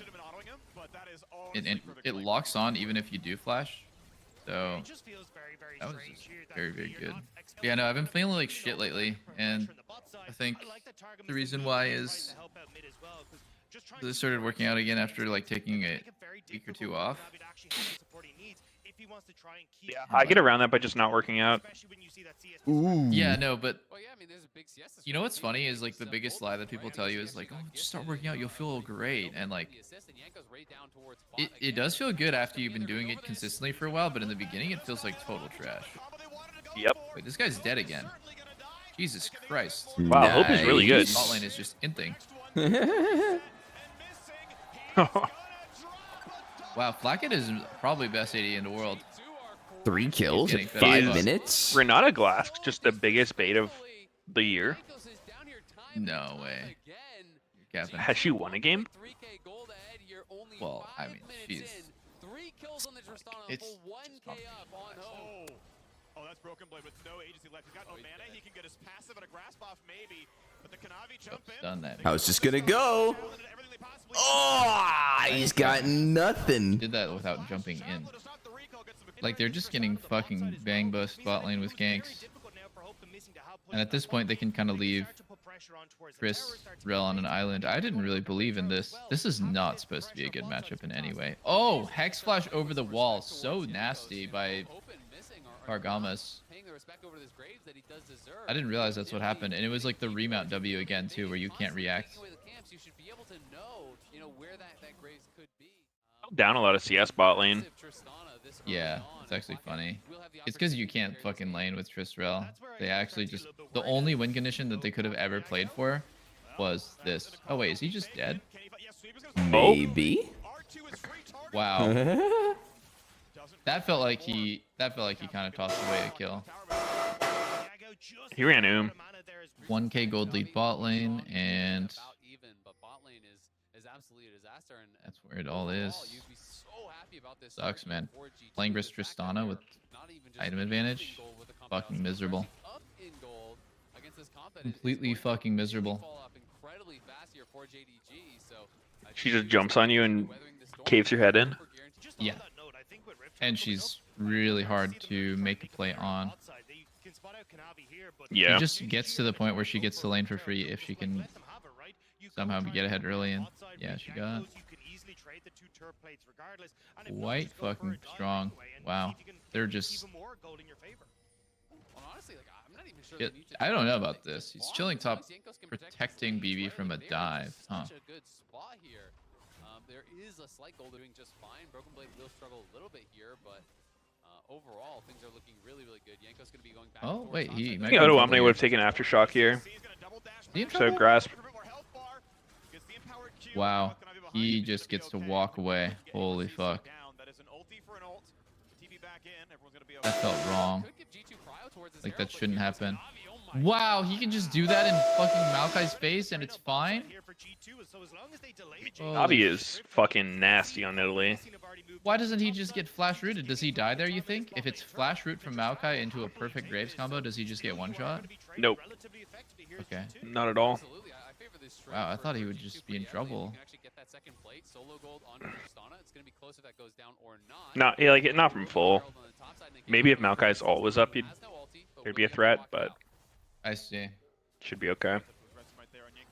They just get Herald like that, even with losing bot lane. 4-man top, let's go. This really actually just goes to show me that, like, there's such a massive skill difference between bot lanes at Worlds. It's not in like just mechanics or anything. It's just like everything. Like, how is G2 getting Herald with their bot lane this far ahead? It makes no sense. They should have perma pressure. They should not give the enemy team a timing to move. Renata should never be able to move for Herald without them losing way more on the other side of the map. Do you think when people compare like Western and Eastern teams, do you think it's similar to when people are like, Doublelift, like what's the difference between like a diamond and a gold AD carry, where it's like, well, Yeah, it's not really one thing, it's just a culmination of a lot of things. Yep. Sure. Yeah, no, that's totally right. Like, yo, what's your quick tip for me to get out of diamond? It's like, dude, there is none. Just you need to play more. It's not a one size like fits all for anything. That's actually a good point. Man, can you believe that JDG is up gold after going down 0-4? Like, what is going on? Like, how is that possible? I mean, that's a full turret Herald right there. I think that's... Look at Kalissa's items, though. She is literally a turd. Like, I hate that Flacket is in this lane too. I mean, he definitely has more golden base. No, like You think so? you are the super fed player. Yeah, like, 100%. don't play in this position on the map because you just don't get to do anything like good on this side. You don't have a turret. You're playing for the same turret as you would on bot side. Drags in 30. Like, just fucking swap. Put Maokai in this lane. Oh my god. Or just even put a Kali in this lane, man. Like, do anything else. So you want G2's bot lane to fight against the strong-ass Renekton Italy? It's way better. Like, he's 3-0 Tristana. He should be getting plates every single wave. He can't do shit because they can't get deep wards on this side since they don't have turret. Like, you would never want to play on this side when their turret down. I feel like Triss can just dive. Pretty sure this is a 2v2 kill. Yeah, like you would actually just kill. That's a good point. You would actually just kill Renekton on the turret if I mean, they you can swap. even dive 2v2 right now, but they don't You want think to. so? Against No, Callista no, no. Renata exhaust? No. That sounds Yes. fairly suicidal. Literally, look at the items, bro. It's the most not close thing I've ever seen. I mean, I it's don't think so. the items are not close, but like You would- there's versus champion Renata, you're base just trolling strengths if you dive abilities. I'm pretty sure if I played against a Triss and I'm Callista, she's just killing me instantly. Okay. After this, you guys 1v1. Sneaky plays Kraken Slayer Triss. Doublelift plays Vamp Callista. You guys both I'm get level extremely 7 and you try the confident dive. that in the worst case, you would trade 1 for 1, like as the Callisto, which would be good for you. I don't think Triss would get a kill without dying for it. Under turret? Yeah, under. Oh, under the I enemy assume turret. Rel would be tanking. Yeah. I mean, maybe I Rel know. die for it. I don't know. It looks like a sus dive angle to me, but oh, I mean, it's let's only- go, let's You go, made a sick G2! play. Let's go. It's literally only because they're just not fighting. Like, everyone's full HP. Like, they should just be getting jumped on. Tristana literally should just be Wing in. Doing psycho mode. You're playing with like really limited info on that side with no deep wards. Like, I don't think you can just play. Like, yeah, you can flip it. You can play like a psycho with no info, but like they don't have any deep vision. Their best ward is on top try. I mean, like, they don't need it's deep vision of top. They just need sights on Nidalee somewhere. Nidalee was I don't bot know. side. Yeah, I know. I mean, they need to know where everyone is, right? I don't think they need to know Yeah, everyone. I think you can get that. I think you can get that set up so much easier if you just swap lanes. And this was where they kind Damn. of took that step too far. That was actually a really nice play by everyone on G2. Well, 3v3. Trying to save Missing was just that way. Oh, he does so much damage, dude. I know. There was no need to try and commit for this. And a second they do, Oh, flash RW. Fucking sick play by Targamas. Here from JDG, if I'm gonna be honest. I mean, they knew that G2 was around. The Graze ulti had already been spotted. The sweeper is used there, you know, to actually remove the. That was such a disgusting use of Drist's lead. it's the mid game where they could start That to bring whole it back, time but she accomplished nothing. the still She relatively didn't even get to move for Herald, and then when she went top, she did absolutely nothing the whole time. Oh my Yeah, god. Caps instant. Oh, Caps no. But here comes G2. She Oh, ball, man. he She damn. ball. That's like the worst shit ever. He didn't get out. He didn't finish the kill. He just ulted into the Oh, wall. BB's got fucking knocked into Zimbabwe. What's happening? Bye-bye. Holy shit. I think he's fucked. A little bit fucked. Yep. That whole time, by the way, look at Renekton. He's just split pushing. Like, BB's committed his TP, and he's giving up so much on that side. Ulti from Yagao to make sure that it was a one-way trip. Just ulting Broken Blade back To trade 1-for-1 with his flash. So he used both sums to trade on a 0 sums Nidalee with no shutdown, and he lost like 2 waves. So overall, that macro was so bad for G2. Yagao is really like the only character, you know, that Oh god. The only saving grace here would be like if somehow Caps can like solo bolo this Renekton. Nope, never mind. He is just gonna take Gromp and get out. You have any opinion on this Yikers. Triss build going Zeal? And then I don't know. Is he making PD with a random crit cloak, or is he making Lord Dom with a random Zeal? Just keeping his options open. Not very flexible build. Like Blacken's actually pissing me off. Like he's I'm gonna lose my fucking mind thinking about him. What is he doing? Like that build is a win trade. I don't know what he's doing with the Crit Cloak.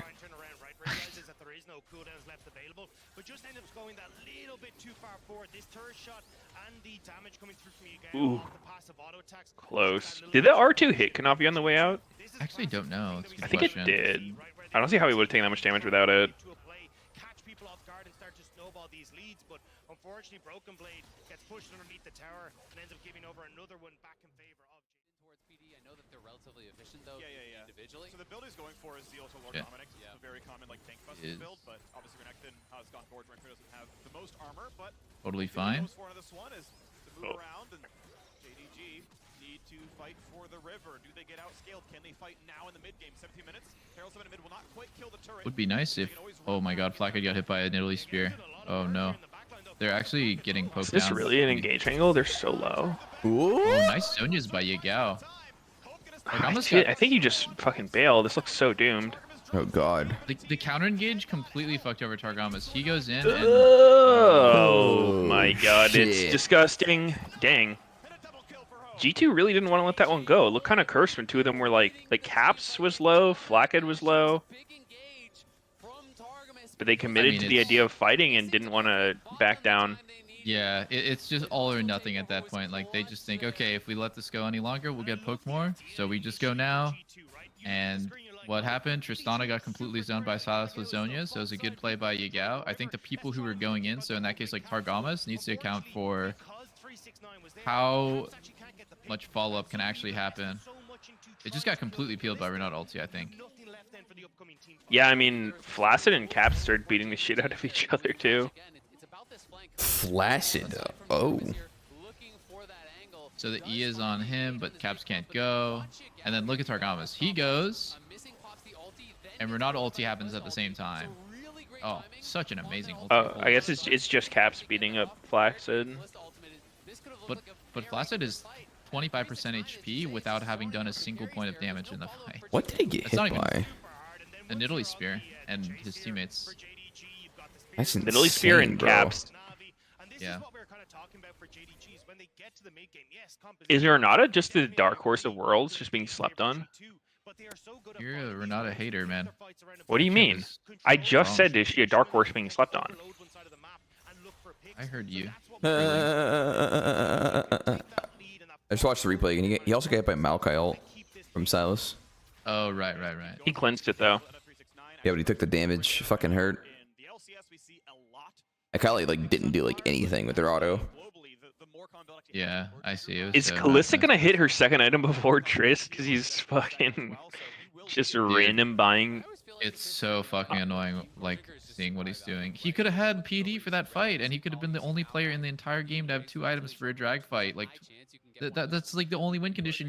Your team basically set you up to carry, man. Like, they're counting on you. Fucking Graves is just perma ganking your lane, and then your horrible macro lost to Team Herald, and then you're buying random quick cloaks. It's just so stupid.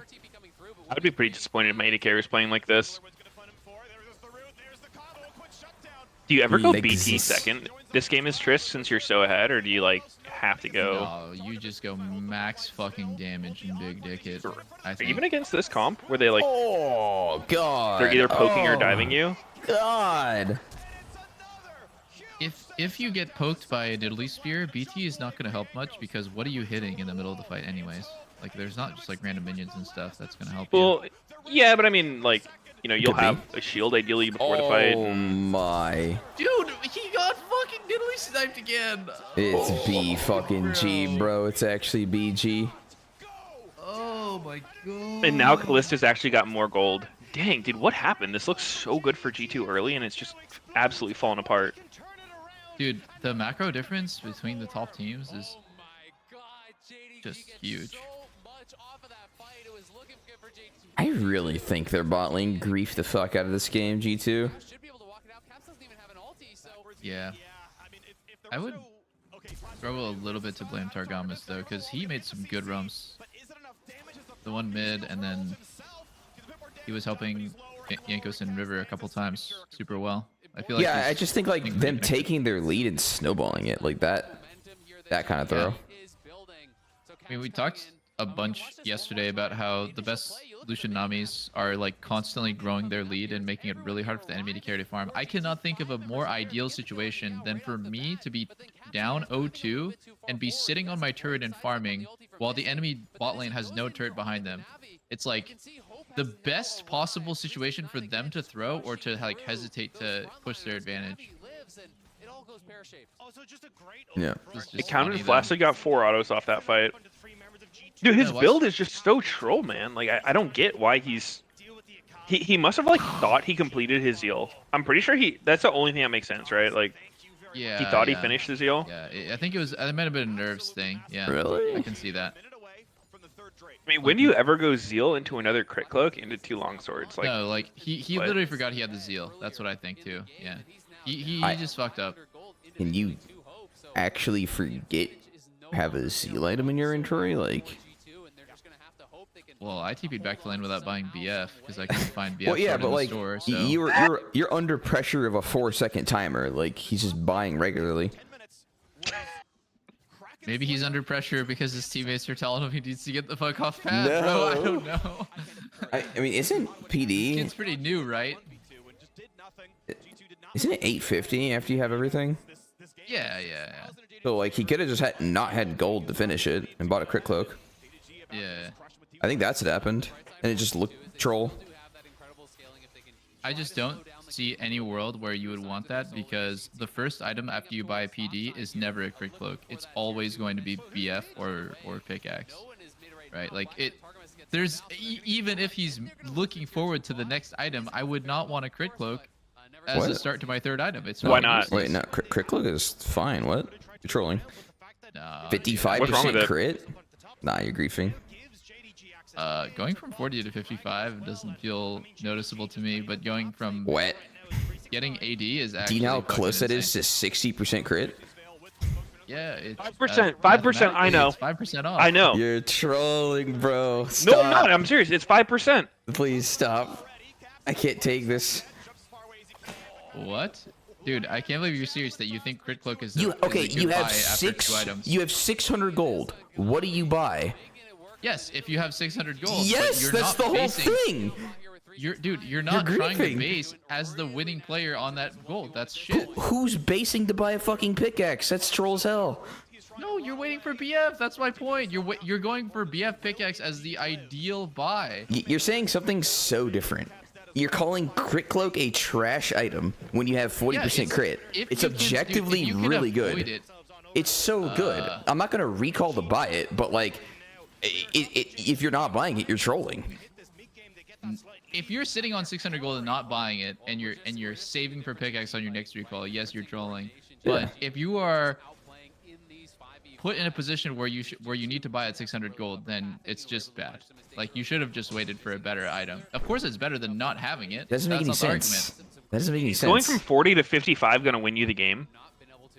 It is absolutely the difference between critting and not critting. No, it's just way more noticeable to have 25 you're arguing something so out of context. No, I'm not. They're really similar in terms of gold, dude. It's 275 gold difference. It's like a wave and a half. That's a lot of difference. fucking gold, dude. Imagine they took that off any item. You know how much gold that is? That's insane. That's literally a kill. Yes, but I think you're arguing something really different here. It's like he is looking forward to his third item, and he's locked in the Crit Cloak for it already. That's just stupid. No, like, okay, literally the context is that he accidentally bought, or sorry, not that he accidentally bought. He bought a Crit Cloak because he only had 600 gold. Yes. I don't think that's good. I'm not saying you should, but then you turned it into Crit Cloak is bad when you have 40% crit. That's what you're saying. Well, nothing is bad. Like, buying a Null Magic Mantle is not bad, but if you compare it to the alternatives, it's bad. Everything is relative. Well, here's the thing, Sneaky. Sneaky, look at it. Like, 40% crit. Trolled so hard. I'm getting trolled. No. Listen. 40% crit is basically a crit every other auto, right? And 55 is still a crit every other auto. No. Here's a better example. 2 longswords versus a Crit Cloak. That's more comparable in terms of gold, and I think I would rather go 2 longswords. At 40% crit? Yes. No. Yes, I would. No. I don't think there's any universe I'm going a Crit Cloak if I have the option of going 2 longswords. You're completely undervaluing crit. I think you're completely undervaluing AD. Like, every AD carry has crazy AD ratios. No. You're wrong. What about Tristana's kit is like, it like screams that like crit is like the fucking end all for her. Her abilities scale off of AD more. Her E scales off crit. Yes, but it scales off of AD more. I mean, couldn't you literally math it out? Like, you could legit sim this. Yes, to see which you ones. could sim what it's like to hit auto attack 5 times with your E with either Crit Cloak or 2 longswords, and I am very confident that 2 longswords would do more. Don't think so. Oh. Dude, if you had 2 longswords there, it's winning by. I love this conversation. It's so funny. I have no horse in the race. I'm just trying to instigate. I would be curious, though, on the math behind it. Like, surely someone has done the math somewhere, right? Because, I mean, it's the thing that I always get a little triggered when people bring up, like, the gold efficiency thing on items, because, like, I'm pretty sure it's not, like, a static thing, where I think gold efficiency is, like, or stat efficiency, rather, is based on what other stats you have, right? Like, if you have a lot of crit and attack speed, then AD is going to get you more value, right? Whereas if you have, like, a lot of AD and that's true. attack speed, then crit's going to give you more value. Like, I'm pretty sure there's breakpoints. I'll just say it in a really, really simple way. 15% crit is probably about at 75% value because crit's 175%. It's like 12% more auto attack damage. Okay. 20 AD. It scales the higher you have. The better, the yeah, more I mean, crit it you depends have, the what your better AD it is. No, that's not true. Every point of crit gives you the same overall damage increase to your autos. No. You're talking about IE. No. Where at that I'm not point, talking it's about like a IE. 2.25 multiplier. What? That's not how it works. Crit is better the more you have. No, it's not, Sneaky. Yes, it is. Okay. Hold up. If I have 50% crit, okay, I have 100 AD and 50% crit. So my average auto attack damage is what? 150, right? Or it's like less than that, but let's just assume that crit doubles your damage. I don't even want to listen right now. You're actually trolling. You're so trolling. And my AD is at 100. What's my average auto attack damage? It's 200. Each point of crit gave me 1 more auto attack damage on average. Well, It does not increase. I think the math is a little off there because crits are not 200% damage base anymore, right? Like they lowered Yes, that. they're 175, but I'm Yeah. just for the sake of the argument making it simple. 180, 50% crit. I'm averaging out to 50 more damage. But per I mean, auto. if you have Kraken PD, you have way more than 180, right? You have about at that point you're at 200, but we're talking about overall as a percentage, right? 15% crit is like 12% more auto attack damage, and I think 20 AD should give you more than that. I mean, it's totally dependent on your items. How is it always the same amount? At that point in the game, you have less than Because if you're 200 comparing AD. flat AD to percent crit, like you have to have an amount to go off of. It's not just going to be a static increase. Yeah. Yes. If you have like 500 AD, then of course the crit is going to be better. But at 2 items, you don't even have 200 AD yet. Jackie Love, Unforgiven, and who's that other guy? Flacked. All of them played Draven, and it looked completely useless. Let's hope that it's just player diff or like team comp diff. You know, I do wonder like how much of Draven's results in this tournament is due to the strength of the champion, and how much is like people's ability to play the champion. Because I actually think Draven's pretty fucking hard to play optimally. But like some of those Draven one tricks are really fucking dirty with the champ. I don't think he's too great. At a certain point, I mean, Sneaky's more of a Draven player than me for sure. But when I play against Dravens, the best ones, there's not much of a difference between. It's just knowing when to fight is all it is, really. Because like there's sometimes when you play against Draven and he just fucking runs at you with axes, and you're like, well, I guess he can just do that. Yeah. But then like when I play it, sometimes I'm like, I don't really see the angle to just sprint at him. But then sometimes you're just so fed that you do. But it's hard to do it in like an even state. But like some people can. It's like when you get that 1v1 on the enemy AD carry, where the supports are just like not able to help anyone.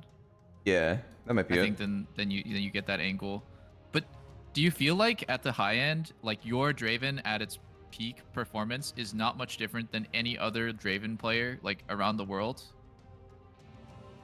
Because I feel that way, that there's only so much you can do in lane as Draven. Because I mean, yeah, it's just right clicks, yeah, E timing. It's literally it, right? Just right clicks. Like you're not aiming anything, and I would argue your control over where your axes land is a pretty big part of it, no?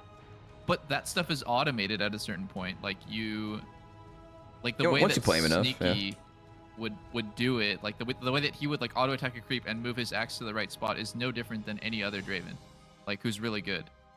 Because yeah, like you don't throw them forward, like you just either keep them on you or like to the side. If it goes back, like you have to back off. Yeah, maybe team fighting is where the skill goes crazy, because you're like juggling axes while dodging shit, and you have to like gauge like if it's worth it to pick up the axe or if you should just drop it and keep running forward. Like that stuff is kind of hard. We got one more filler game until the sauce. This game matters. I'd still call it filler. Oh wait, I actually like how they're playing Sedge jungle with Sylas mid. I think this is a really good combo. I don't see what beats this 2v2, so you just have perma control around mid. Now JoJo has to be careful, does not get queued on, dodges most of the W, stays alive. Is Draven actually winning matchup versus Lucian Nami though? I have to figure this out. His butthole. Jesus. Dude, but how OP is Doran's shield second win? Oh my god, he's dead. Yeah. Will he get a trade kill? Nope. No, he won't even trade. Wow. I don't know. Draven Lucian matchup's fucking weird. Like, I think it's losing. I think most of the time, like Draven players think it's a counter. It's really weird. Like they'll actively pick Draven into Lucian. But I as the Lucian player, makes sense. I don't know. Like as the Lucian player, it's like sometimes slightly scary, but like with Nami, it feels so Lucian favored. Yeah. Here it was just Kellen trolling, right? He baited Dokdom to go forward with his flash Q, but like, why would he flash Q there? Wait, he kind of had to fight though. Like he was already dead once he got by the bubble. So like, No, he has to trade. I was talking about the Renata flash Renata, queuing. Renata like flat, earlier than that? literally did the most trolls start to the fight, and he, you know. Yeah, I didn't see that. Yeah, But yeah, I was watching Draven exclusively. Watch I'm him not a get huge bubbled. fan. I think every second of the lane that you're not, like the Draven perspective, right? Every second of the lane that you're not doing an auto trade with Lucian, you're probably losing because you're losing in the sustain war, and you're also going to lose if you play your range because you don't have any poke and they do. Yeah, you just get getting queued. W spammed, and yeah, the Q too. It's pretty huge. So I feel like Draven's win condition is to just make the lane as volatile as possible and always be auto attacking somebody. Hard. Sounds about right. In solo queue though, like so Would many you times I've leave? just let him walk up to me. Would you leave a wave pushing out like this? Don't you just deny yourself a full wave doing this? Yeah, but he can't walk up anyways. He's afraid of getting ganked. Do they know Inspired's back there or something? I don't know, but you know what's actually kind of cool is, oh, Harry has Oh, flash. nice. Oh, really nice play. He has no flash. He could die. He could die. Oh no. No CC left. This is Flacked Draven all over again. I think this is the last Draven game we're gonna see at Worlds. Fucking garbage. Or I mean, at least in the game. none of them have actually worked out. It is weird though. Like, I mean, this one was just a 2v2 kill. Damn, this was nice by Inspired. He fucking hid from the sweeper. Yeah. When you give Lucian that 1v1 angle in this matchup, I think it's pretty bad. But normally when Draven walks up to Lucian and it's 1v1, no support interference, then Draven shits on Lucian really hard. Can you ever force the issue on Lucian though? Like, can't he always just E away at worst? Yeah, it's just then you get hit for free with no trade. Because like at the point that you commit your Q and stuff, you're probably gonna be locked in for like a couple autos. Mm. Oh my god! So close. Why did he miss that? He should have hit that Q. Dude, Draven just walked back to the lane and got insta fucked. Oh wow, yeah, I used to recall. Oh god. Lucian items. So tough. DK Versus is actually Draven. gonna lose this game. Their bot lane can't lane anymore. I like that DK has just said, okay, good luck bot lane, guys. You're completely doomed. Fucking Lucian's gonna have a 9-minute Gale Force, so you guys can chill on your turret and do what you can. We're gonna play for Herald and top side. So it's pure perfect split map where Inspired's just probably gonna walk in on bot jungle. Ooh. Ow. Not that easy of a dive. Not that easy of a dive. I don't think you go for this, Vulcan. No, I don't think so. Oh. Yeah, I don't think so. This is troll. Oh. There's Rowan. Oh my god, he triple killed! Holy shit. Wait, Man, I don't know. Like, Lucian died solo to Rel, like Draven no assist. you mean Renata? To or- Rel? She's not Sorry. even in the game. Oh my god. Wait. Dude, I'm struggling to understand the dive angle there. Like, I didn't see it, and I don't know what anyone on EG saw there, but that was not the move. I mean, I feel like a big part of it's just the turrets on both teams are playing really well.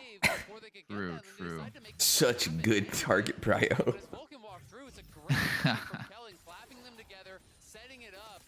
Wow, that was look a at the gold fucking catch-up. disaster. The gold catch up on 80 carry was ridiculous there. He's only 400 gold down.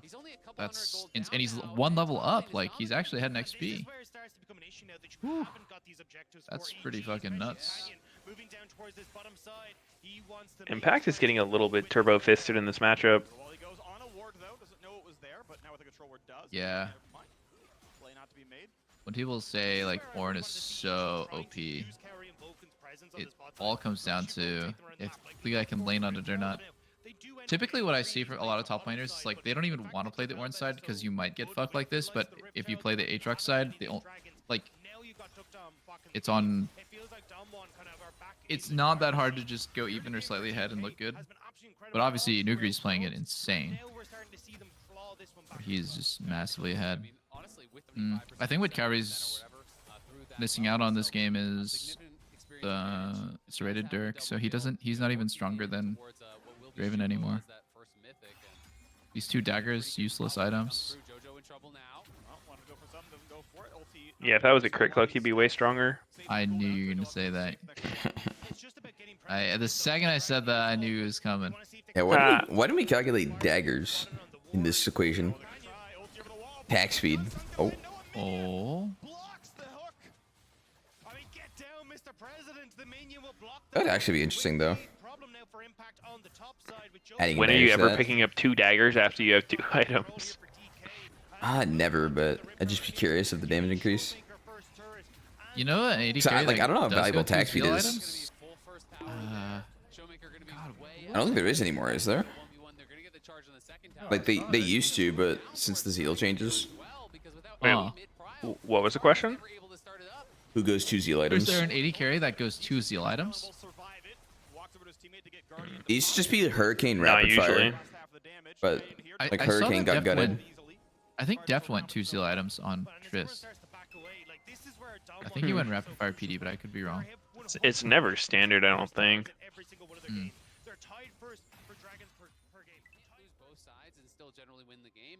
What I if actually in the played- finals, Zeri just comes back? People are like, oh shit, she's actually still good. I can see that.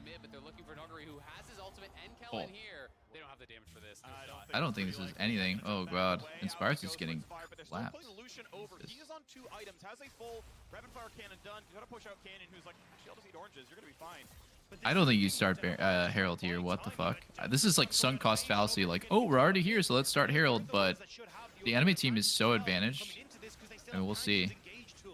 Maybe they just need it for the, what's it called, reset Velveth ulti. Look at Silas though. All of them showed their position, so. Oh, oh my God! He just insta-dies. Threw his overheal too? Holy shit! He almost yoinked it. Oh my god. Raven just got blasted. Yeah. Cowrie's about to get blasted. Is he? He's got Gale Force moves. Oh! Oh. He fucking died. Does Vulcan waste flash here? Surely not. Oh, Jesus. Sweeto Jesus. Well, that was quite unfortunate. You know that, like, sometimes people talk about the triangle where you try to like box in the enemy with the flank. That's exactly like a fucking perfect display of that, where the enemy backline just can't hit anything safely. I mean, there's not much of a backline to begin with. It's literally just like Lucian, but they're getting fucked from every angle. From the front, like Sedge is engaging. From the side, Silas is Yeah. and engaging. And from the top side, then Nuguri's flanking backline. I know, they're getting hit from the back. Their backs are blown out. Jesus. Because they can't really match up in these 1v1s whatsoever now. And Dumbone going to be dropping the Herald. That'll be the last of the outers falling here for EG. Canyon just doing such a great job shadowing a lot of these soul laners, and now Did Nuguri just not get local gold for that? Pretty well, gonna find the ulti there. You got Inspired coming around as well. They should have the damage, you gotta believe. As he comes around, Woo! Does he get out here? Does Showmaker win? Why did he E before his last Q? Oh. Wow, he like almost won that. Close. Oh! Is this the comeback? Yo, there's throwing. Let's on both go, sides. EG. except that you're going to make some losses on one lane. Is he gonna snipe impact with his ulti? Other Nah. lanes here. No, They sir. do lose the mid-tier one, but they get a kill in top, they get a kill in Oh, bottom. DK actually might throw this game. Look at. I'm gonna stay alive. Bubble, one of the knockouts. You Jesus. actually can CC away. It's tagged to a stun. This game is just a great example of how even if your counter pick doesn't go well in the beginning, like the Draven, it's still gonna pop off later. What? Yeah, it's a guarantee. Maybe. Whoever called that dive needs to have their eyes readjusted. 4v2 no creeps against Renata. Like, what did you think was going to happen? You have to kill him twice. Oh, Kaori. Oh! Fuck. Renata's so lame sometimes when I play against her, and she like is a part of a trade kill and then resets. Bugs me, that's the thing. Inspired. Yeah. Actually, I'd rather DK win this game to make this next one interesting. That's true. Rooting he's against already North out, doesn't America. really matter. Yeah, I mean, see, I didn't know you were so salty like that, and then you're just like rooting for NA's downfall all the time. All good. Not quite, not quite. What do you think about? Boom. What do Plus you think about the old Lucian 388. build with Cyrilda's? The what? It's not as good as Rapid Fire. It was like Gale Force Cyrilda's was pretty core on him for a while. Oh, I mean, I liked it before the changes. The changes What to was his the ult. changes? They made his ult crit reliant. So like, he didn't really do much damage without having crit chance. I see. I But- feel like Cyrilda's still makes your ulti do way more damage than the other items though. I guess the difference is Yeah, but it's like 3 item. Like then it gets pretty big. And then the other thing too is Nami already provides the slow for you. You don't like Cyrilda's was fucking OP because the fact you could get like most of the ult hits in.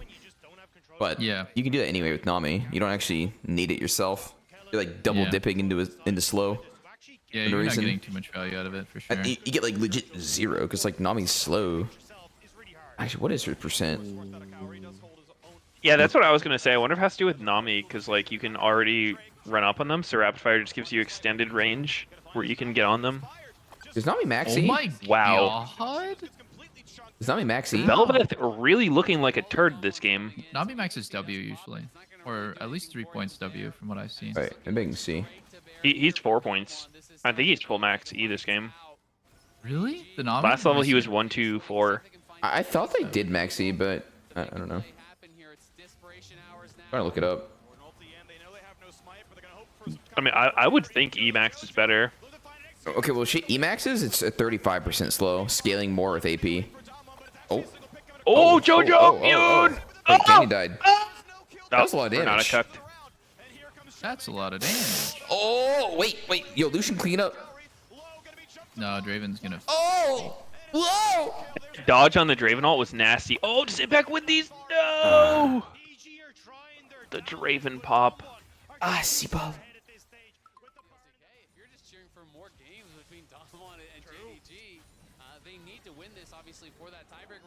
So we figured it out. Wombo. Big Oh my Wombo. God. Big Wombo. Nuguri's dead. Nuguri's throwing. Whoa. Oh my god! Oh my god! Kaori like cleansed it too slow and he killed his support. Wait, Would he have died though? Like the rest how fast did he just die? Holy Dude, he just got fucking gunned down by his 80 carry. That's such a funny ability. If there's ever a time, it's EG having to go for broke right now. Front line of Canyon. Inspire can't find his way in, but a handshake gets him out of the shroud. And Jojo's gonna die. He's been stunned. And he's Wow. Wow, Kellen is hitting every Renata Q in team fights. Oh my gosh. Over the wall, over the wall, over the rapid print. Yes! Does he live? Run! Ah. That pussy ulted? Seriously? I lost respect for Canyon after that one. Disgusting. Dude, I gotta say, these Sejuani players are really not choosing her good skins. Man, that sucks. Damn one has Mountain Soul now.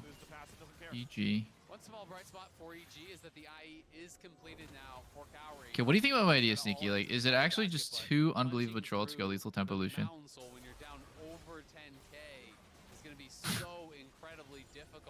Okay. I think he hates me. All good. I think it's a really good idea, and you're really smart. Hot. The fat piss, but I heard the question.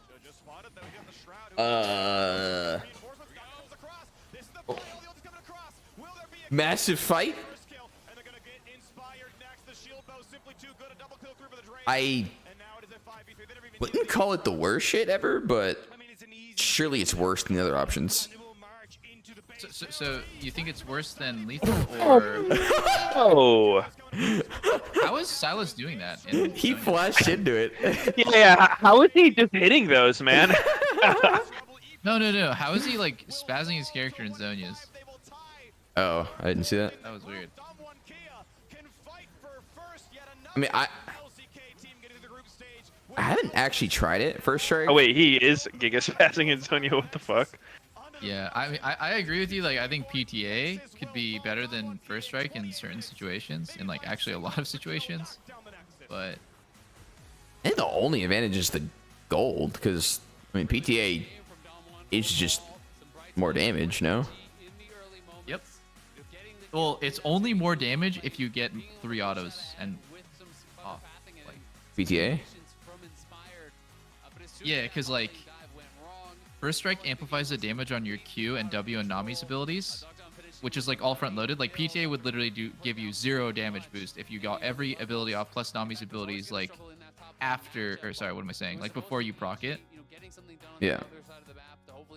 Well, yeah, the assumption is that you're hitting like at least 3 or more. Anything more, it's like PTA pulls way ahead. And it's also teammates damage too. Yeah. I think that part's undervalued.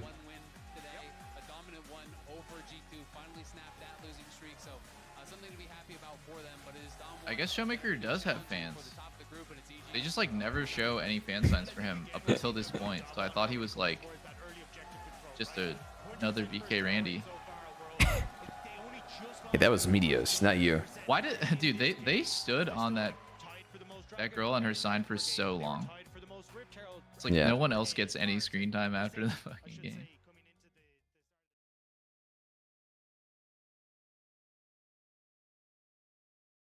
God, I feel like just like so many things are just different about the Eastern teams. Like it really is the small details. Like right there, I just noticed that how much space Kellen created. He's like one of the squishiest players on his team. He stood in the front. He ulted in a way that created so much space, and then he flashed out so he didn't immediately die for being in that position. It's like it's so basic. Like if you have flash, you should use it to create an advantage for your team in the fight. But like it's also a little bit creative that like Renato would be that far forward and be the one that's breaking up the enemy engage. I mean, I think typically Renato plays like pretty far back. I mean, it's like at the same time obvious as it is like not that common to see. But yeah, actually Cowrie played well. I think he should be proud of the way he played today. Mostly on Lucian.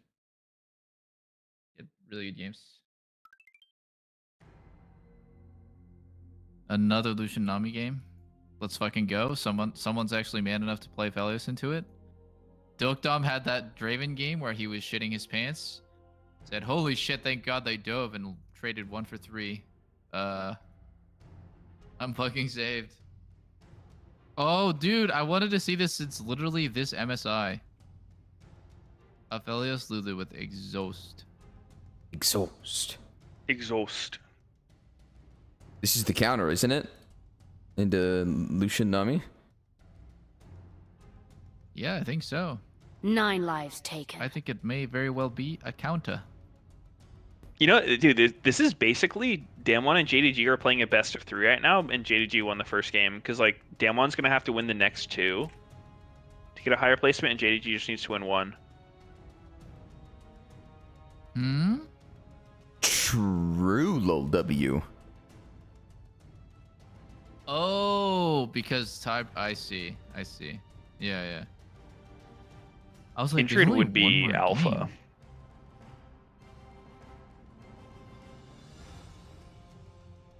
I kind of wish the NA teams would have played more Nocturne. I feel like that's one of those champs you can really just cheese the shit out of the other team with.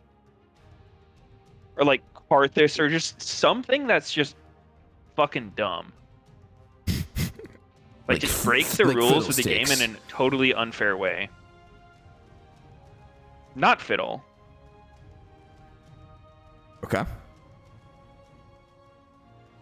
But you were excited for Fiddle. And now you hate it? I mean, if it worked, it would have been sick. Oh. It's weird though. All the junglers are super active early in the game. Like lanes get snowballed really hard before junglers hit 6, and there's lots of diving and just pressuring people with no flashes. So I think Nocturne would, like, if an NA team did try it, they would have to be really confident they could hold it down in lane to the point where their jungler could hit 6. I mean, Nocturne's not useless pre-6. He can still do stuff. Yeah. Yo, something I learned about D-Ring that I didn't know is that if you hit an enemy champion, you get extra mana regen for 10 seconds. This is new, right? I don't know when it was added, but I saw it at some point when I bought one. Is it ability or is it be auto? Don't remember. Restore 1 mana every second. Increase to 1.5 for 10 seconds when you damage an enemy champion. You can't gain mana, heal instead. There you go. I just didn't know about that increased if you do damage thing. Yeah. Oh my god, 369 flinched his balls off.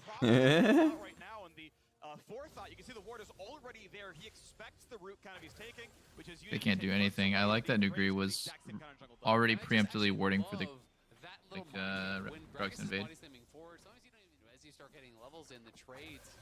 I think you. Why not gank mid here? Is he out of vision there? That is really close. He probably doesn't know there's a pink there. Oh, yeah, and he actually was out of vision. The darkness showed on the mini that's a map. punish for the earlier mind game.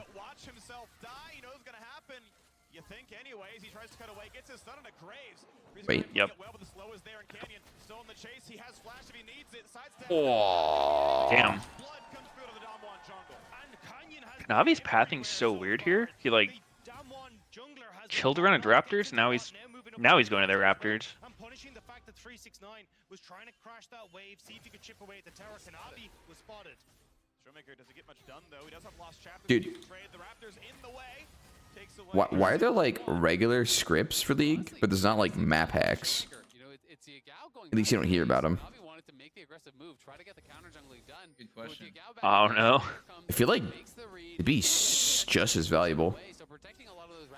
People just fucking ghosts. Same thing. Yeah, it's because of streamers. Streamers give you the map packs.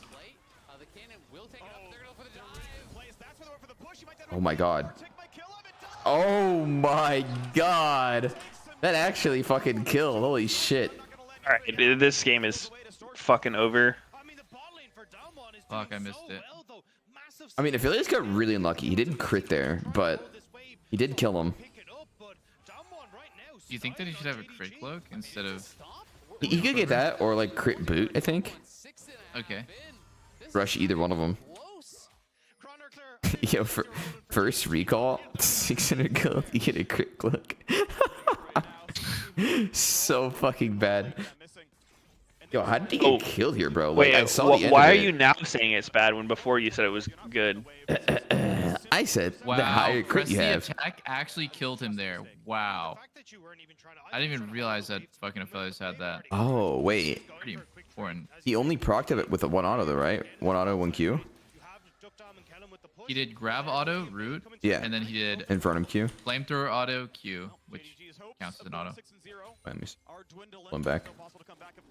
2 autos and flamethrower Q. Actually, getting a kill with the 2 worst guns in the game, Oh, kind of yeah. impressive. Yeah, he did toss an auto right before Infernum. How did I just... Wait, what's your guys' timer?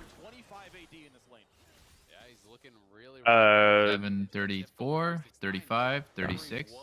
Dude, that's such a good change they added. Like, you can actually increase the size of your minimap. It was so dumb before. Is that a new Did thing? you actually Did you actually increase it though? I made mine fucking big, bro. I made mine bigger, I have a big ass but mini map. yeah, not massive, but like even massive is fine. Like it's actually Hold up. so much better to see shit. Oh wait, I did it on my other account. Yeah, I don't know. Mine's like 70 or something. Like it's fucking large. It's awesome. Yeah, it's so nice. It's like one of the little things you don't really, oh shit, that you don't really think about that you'd want. And they give it to you, and you're like, wait a sec. I wish there was a way to like adjust the like a hotkey to adjust the size, because you know, like in the middle of a fight, I don't necessarily want a big mini map. Like a fight UI? Yeah. That'd be cool. That's something that'd be good. Especially if yours is fucking blocking your screen. I mean, dude, when I'm jungling, like, what else is there to look at besides the map? No, totally. Like, I actually, Probably insane on junglers. I see some junglers who like they try to micro around their camp so fucking hard, like to like a spaz level, and it doesn't make any sense. Like you should just be looking at the map instead of giga spam clicking everything, like looking at lanes, watching and how they're playing and stuff. Yeah, gathering info. Like, there's certain things you should do with the camp, like kite it toward where you're going, but it's not like you're gaining extra damage by spazzing out on it. Yeah, you can only like kite it to take a little bit less. But even that, Yeah, I mean, like you doesn't do matter that. much too, right? You definitely kite it, but Yeah. like I'm talking extra shit that doesn't matter at all. I think that's where APM definition gets lost. It's like, it's not the actual number that matters. It's like effective APM is the real number. Like, what's your APM when you're actually, every click is meaningful, or every button push is meaningful, rather than like adding additional clicks that only increase the number but not actually increase your output. Yeah, because I mean, I would argue that's actually detracting from your game when you're like wasting effort on something completely meaningless. Yeah, like FBI Z spam, for example.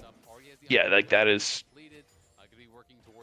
actively hurting The himself. argument comes from StarCraft, where having really high APM in the beginning of the game, when it's unnecessary, warms you up to the point where you can maintain that same level of APM when it actually all of the actions do something, like later in the game. Yeah, I've heard that. I don't even necessarily think that's true, even because I mean, you don't I need can to warm understand up the that- hands past like your hands being fucking freezing. Like if your hands are cold, sure.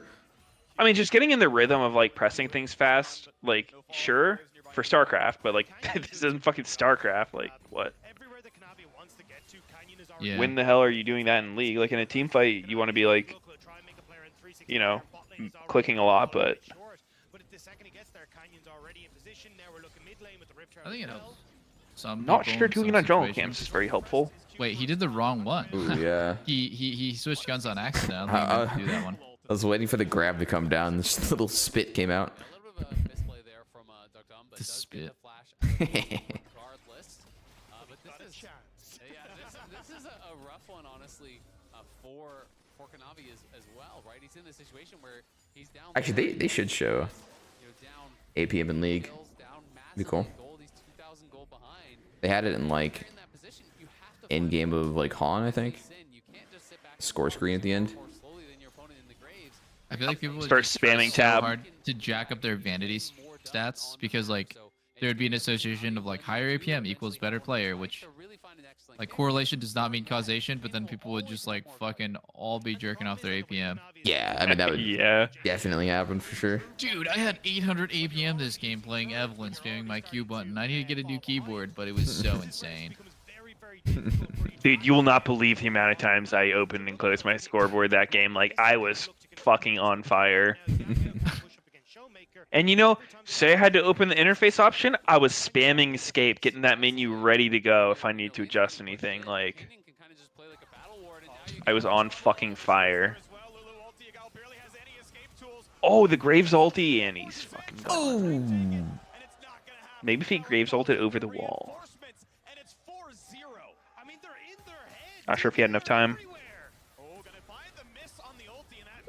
Oh my god, Nuguri's getting his ass kicked under turret. Oh my god. Literally. The thing that feels really bad about rapid fire second, I feel like, is all up until the point that you have the full rapid fire, you're getting 0 stats. Like none of your damage is actually getting improved. Can't really feel the attack speed much. I guess the shard gives you like a tiny amount of damage. It's pretty shit. It's super slight. That's actually the main difference that I've noticed between going Cyril the second and going, or like, I guess even pivoting to Collector second with the fucking traded Dirk. Because like that, then it feels really good. You're just getting more and more damage each buy. Oh, is he gonna take it? Oh shit! You're just gonna let him walk away? He could cancel it with his Z. Nuguri's dead here. Think so? Huh. I mean, he dodged the Q.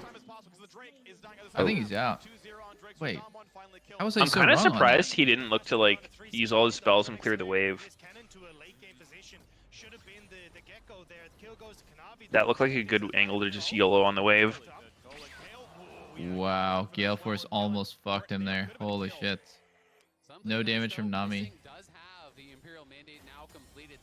Dude, I'm telling you, if he had building into Collector or Cyrilda's, isn't that a kill? Ooh. I like Collector. Wait, I just realized it's on the cannon, not on Herald. Yeah. Let's go, Shelly! Dude, that Herald did some fucking work. If only Gragas had cleared the wave. Huh. You need a team that's like very self-sufficient and knows how to like pressure the map even when you're not there. Wow, did he really cancel Gragas' E with his own E? That was kind of cool. Ooh. Yeah, that. I don't know, my niggas can't hear. Some fan like going crazy. Wait, he got canceled, but I don't think he dies. He has flash. Why is he like? Oh, wait, you still get the looks move pretty speed gone. if you TP and get canceled?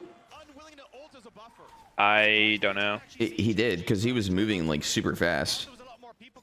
Interesting. I didn't know that. Hell. Same. We need to test. Next. Wow, so he got his recall canceled, and then he got his TP canceled right after. That's actually an embarrassing way to die. Yeah. Look at him. Oh my god. See how fast Did he he is? not live here with fucking... Yeah, he's super fast. I think you're right. He started doing the Naruto run with his hands behind his back? Yep. I would so much rather be Aphelios than Lucian in this game. Holy shit. Yeah, I would rather have the fed as fuck Graves jungle on my team. I'm talking strictly 80 carries.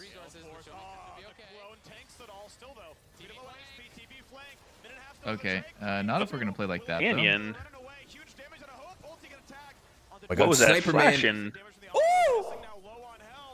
Dude, Lulu Oh, flank. he doesn't have ult. Baron. It's actually Baron Lulu angle. has perfect guns for Baron, but it's What? not that good. Really? They're not gonna hit? I feel like you hit here. Okay, good. Aphelios does have crazy Yeah, I wonder guns. why do they wait so long? Are you waiting for Showmaker's TP? So there's no window for them to get 45s? Yeah. Wow, Oh, Showmaker. yo. Wow, Showmaker. Oh, he doesn't chase? Showmaker. He actually doesn't chase that?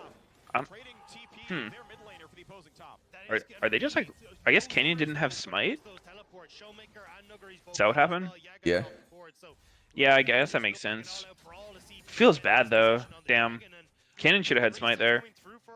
It seemed like such a good play because that's actually one of the things that Graves is best at, just starting Baron, because you don't take that much damage from it, and your true grit gets max stacked.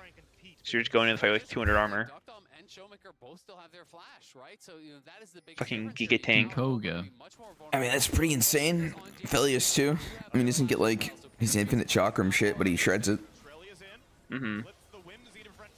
Oh, now he's fucked. Oh. Jeebus. Dude, if you're Oh. just not confident on the Oh midway, my god. holy shit. Wait, Oh no, Kanavi's- Aphelios got out before the Kennon's done, really. Well, Kanavi's dead? That was bad. Oh wait, no, I'm an idiot. Of course it's bad for them. Their Nami died instantly. escape away, and Damwon Kia will turn immediately back towards the Baron. It might be a Wait, does Showmaker have Everfrost? Is that what I saw? Yeah. Why? Is that normal on the block? Not normally. I've seen it. It's not. Okay, I'd say it's pretty decently low percent built. I thought most of them just did Ludens to have kill pressure. Yeah. I mean, we saw Leandries recently too. I don't remember who. I think that was Jensen.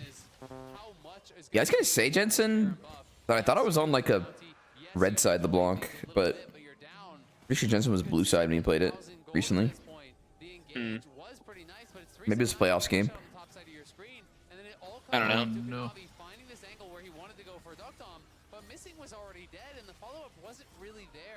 Wow, Nami was so overkilled there. Oh, Everfrost missed. Damn. I'm really surprised he didn't get Kennen stun there. He won fast enough. Wait, what was the reason Damwon changed their tag from like DWG to DK? Because now they're Damwon Kia. Okay. Like, look at their logo at the top. Yeah. I can't really Still read DWG, the Kia, but yeah, they are DWG as well. Pretty OP. Poga. Although, does anyone ever say that? Hey, Damwon. No? Damwon Everything is Kia? gaming. There's Edward Gaming, there's Jindong Gaming. I mean, Oh my I imagine God. the casters should say Damwon Kia, right? It's not like part of That's their official name now, their I think. agreement. I'll tell you next time I hear it. Oh my God! Wait. Oh, Lucian is roasting and toasting. Just but kidding. Graves is here. Graves. Holy shit. Just Canyon. kidding. Fed Graves. Holy shit, Canyon. Yeah, I guess if you have this on your team, you just Everfrost LeBlanc's good. Just play make. If your jungler is the only one with 3 items in the game and the solos are at 2, yeah. I mean, like, not even capping. Like, if your job is not to be a carry, you can be more liberal with your items, get shit for like utility and tankiness. Yeah, I think tank and support LeBlanc game's good. If you have Canyon on your team. I mean, he fucking has the ability to set up plays. Get real aggressive. I heard them say LeBlanc's role in Damwon this Kia. game is support, tank, initiator, CC. That works perfectly when you have a Graves who is just gonna kill everyone.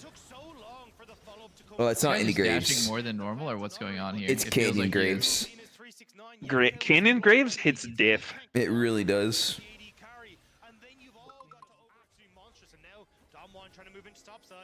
Here we go, 369. You got an ult, you got a flash, and you've got 2,000 health. Soon becoming Uh-oh. zero. Push towards Dr. Dokdom Zonias, he's fucked. What the fuck? He flashes in Giga Chad? Dude, just getting the other team to commit, even if you die, it doesn't matter. Graves will kill everyone. They understand how to play with the Graves, dude.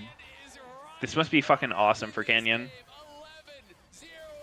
What about his 0 damage build though? What's going on there? I don't know. Okay. He's fed as fuck. You can just He go wants a to bunch be of invincible. poop items, but just kill everyone anyways.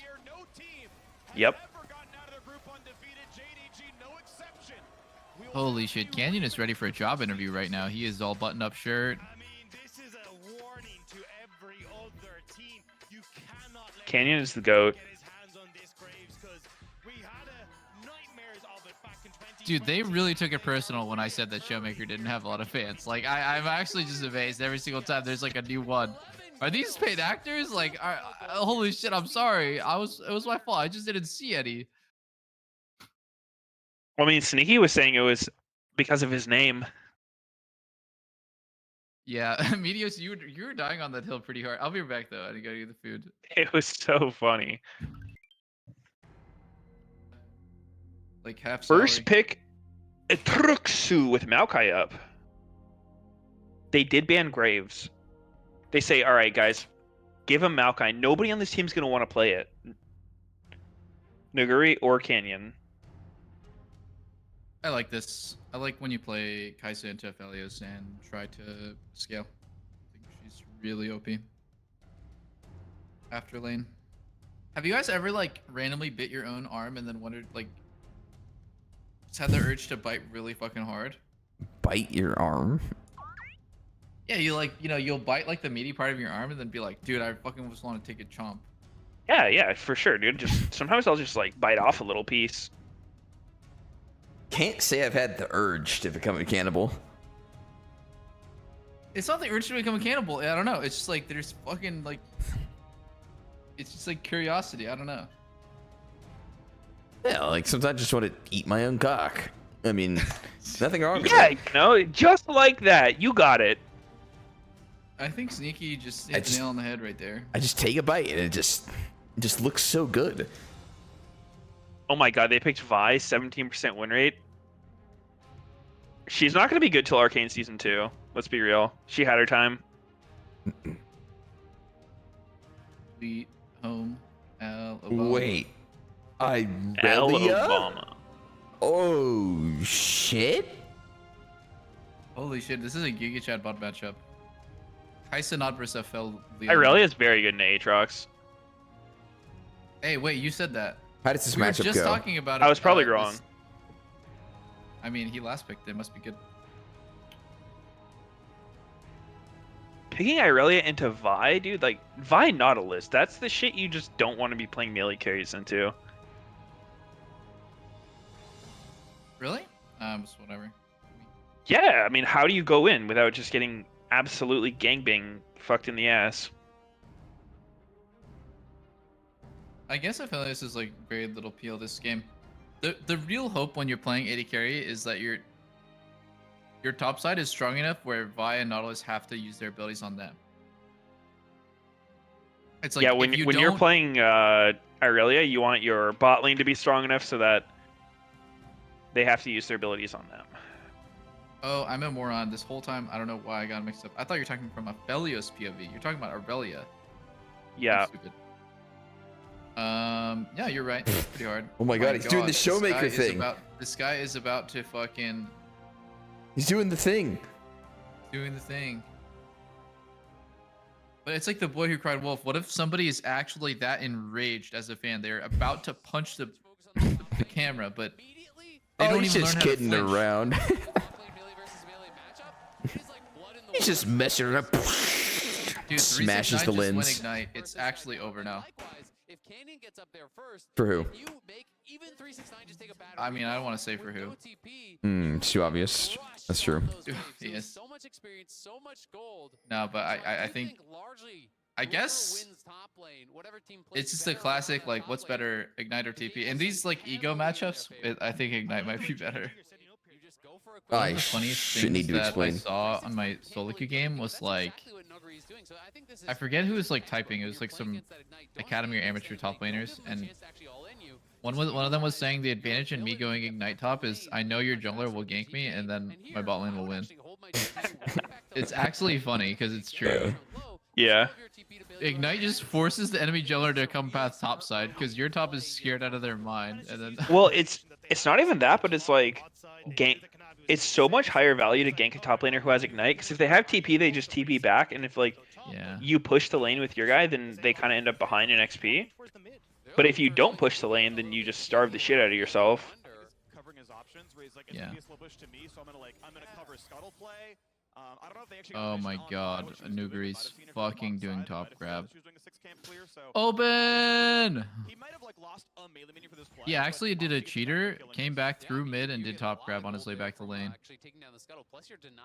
That's smart. That's a bit of a bummer if you're Kanavi. I mean, I don't think he cares too much. I would be like, what? The fuck? Would you know that? Oh, he's going around. This is smart. Oh, that was nice. That's super smart. That was nice. Oh, it's a dive angle now, and Nuguri has no idea this is coming. Oh. Holy shit. If he hard trades in this lane against Aatrox, he's fucking crazy. Whoa! Oh, come on, kill him. Kill him. They're so dead. He's chugging potions. Chug, Heisen needs to chug. fall behind early game. Onto the turret. Looks like they don't feel safe to this one. Level 3 Leona could tower dive. Oh, wait, is that even a kill? No, I don't think so. Oh, he fucked up his Q. He Can lost can his Q. Can they redive? Oh shit. Yeah, surely they can. They both still have flash. Wow, they're both alive. No fucking way. Oh. Holy Damn. shit. But the fact that Nuguri stayed alive for so long means he soaked most of the wave. So when he TP's back, he obviously loses 6 He minions, actually but fucked it way up better. pretty hard losing his Q. Yeah, yeah. Who? I think he kind of had to though to Nuguri? get out. Like Did he he? I had don't to know, queue out maybe. that way, even without the reset going.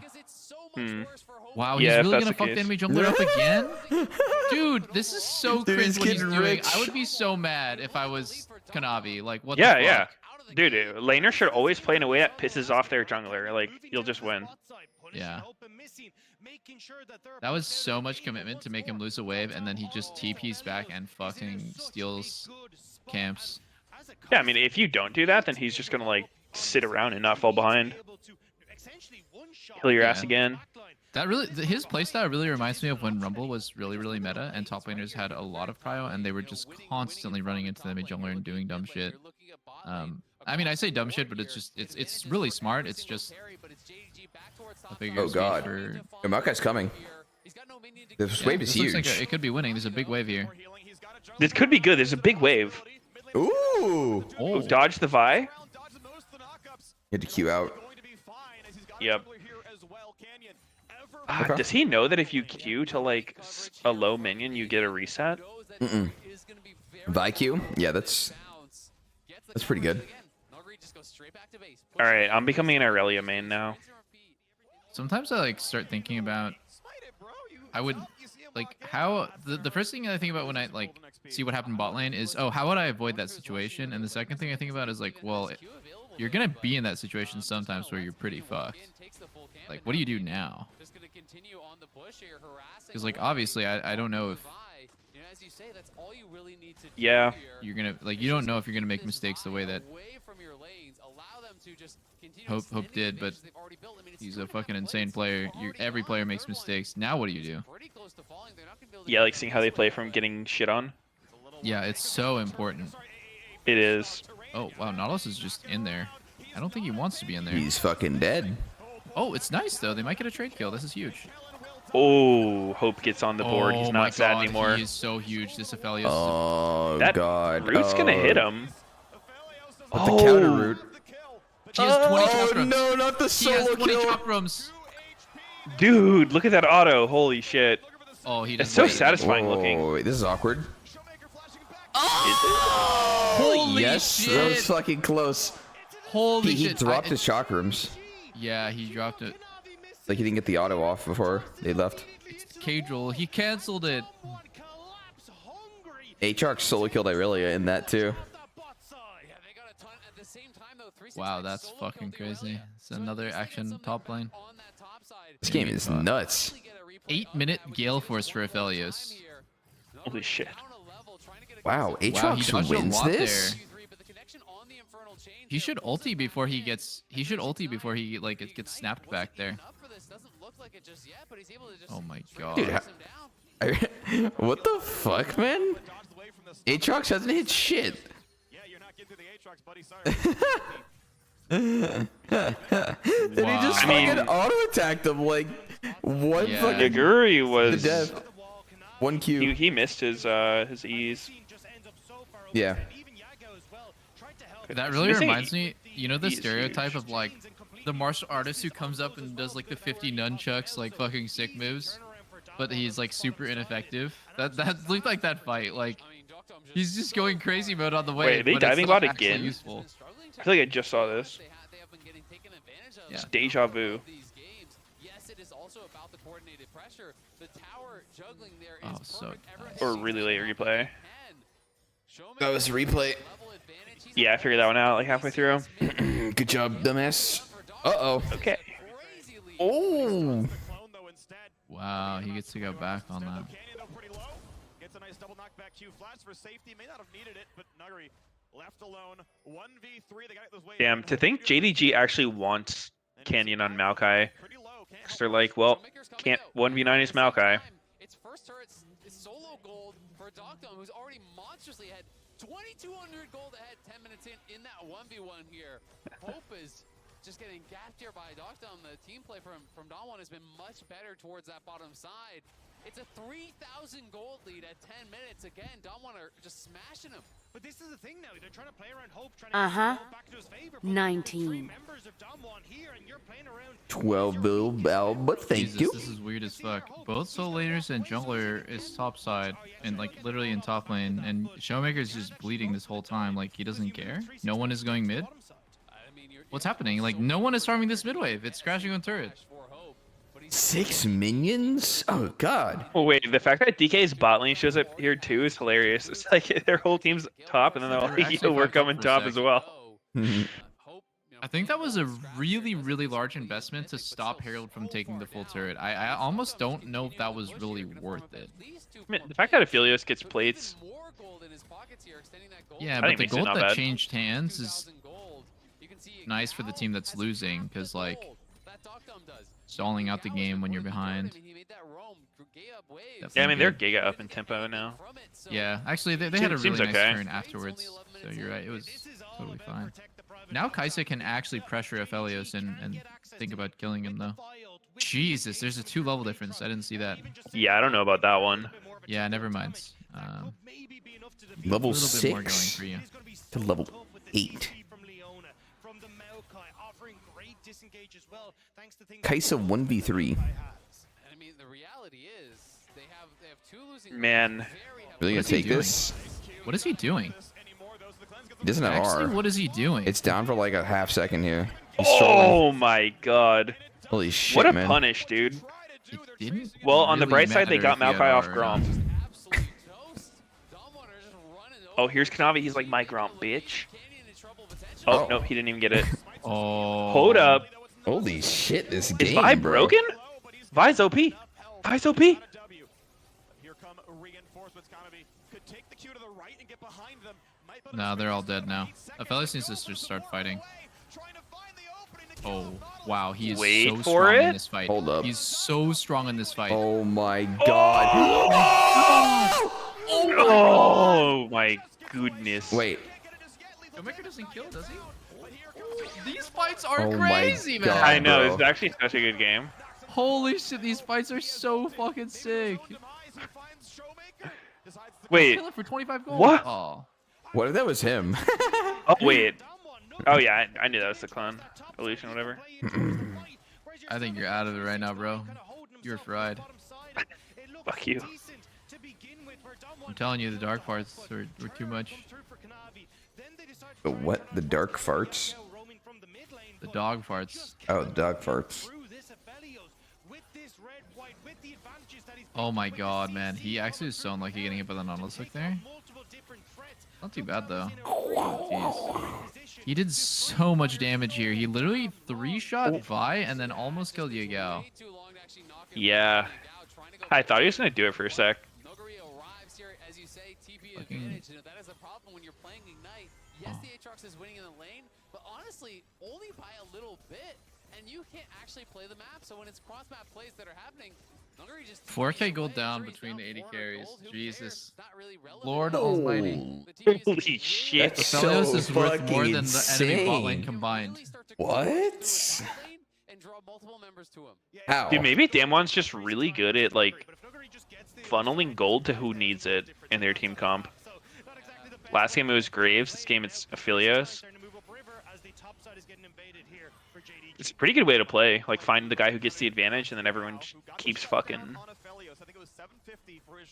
I don't know if it's Shitting on intentional, them. but they definitely seem to starve the guy on the enemy team who is already starved. Like, when they sent everyone top to defend, and then like there's like not a lot of gold changing hands, and like Kaisa doesn't have a chance to come back. They're like really good at keeping the guy who's down like permanently down, which is a pretty reliable way to play, because the guy who's down, you have the highest chance of winning fights around that person on the enemy team. So Yeah, I mean just basic idea of like play with your strong people against their weak people. yeah, for sure. I almost expected them to at some point just do like a random YOLO, like, yeah, fuck it, we have Aurelia, she's kind of like losing lane, let's flip it. But no, they never did. They literally just with a quick kill on this. do what they need to do to keep the guy who on their team who's behind, like, just surviving, but they play really well. Where they're strong. I guess I was wrong about the Kaisa Aphelios thing. It seems really hard to play the lane. Oh my god. Wow, he just dies. What the fuck? That was a little insane. Zeno in the Braino. Oh? On Aphelios, but he's not gonna kill him. No, Aphelios is actually not bad at surviving that. 369 Wait, still healthy. why is this close? Okay. Because Aatrox and Sylas are balance champs. Oh my Oh, god, he that missed the sweet spot. Wow, would that have killed I if don't he think hit it mattered, but he did miss. It might have mattered. I don't know. Like a knockup plus him being lower is really low. I mean, it would have been better. I don't think it would have been enough, but who's to say for sure? The big fat maybe.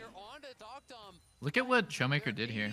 Like, look at his W over the wall and then hiding, like, yeah, out of vision here. That was so insane. Oh my god. That would is die there actually a too if wild I- angle. I would die there too. Like, it's so hard to fucking defend against that. What the hell? Yeah. That's a good play.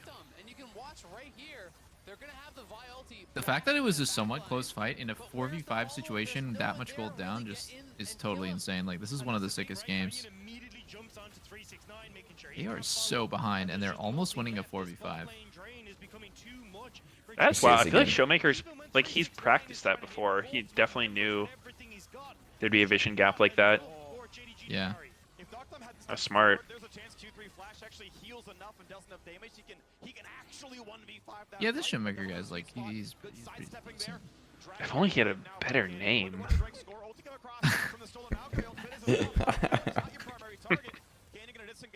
The Oh one thing my keeping god, him from Flash popularity- Everfrost? What the Wait, fuck? 369's gonna smurf on them here, I feel like. Oh! Oh my god, they shut him down. They shut him down. Uh-oh! It's a throw. It's a throw. Uh-oh! Dude, actually proving bot lane does not matter. Trash roll. Dog shit Or roll. proves he probably should have went Bloodthirster second. Dude, that literally wouldn't have changed a single thing. Holy! Holy shit. Kanavi is sticking in Canyon's ass. Why did Kaisa build 3 longswords when Crit Still Cloak was 5K gold available? ahead. Sneaky, you just have to take the L on that one. Doublelift has you by the balls. Got me.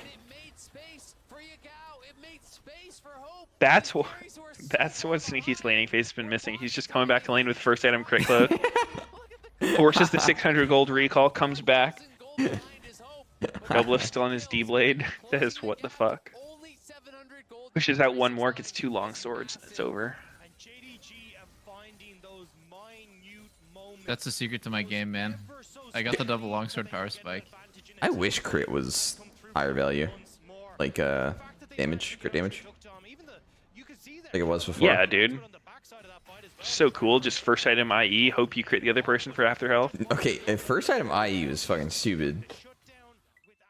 Yeah, I mean, I have thought about the all auto attacks were normalized, but then that's not really crit. And then I've also thought about the whole like banking up the crit.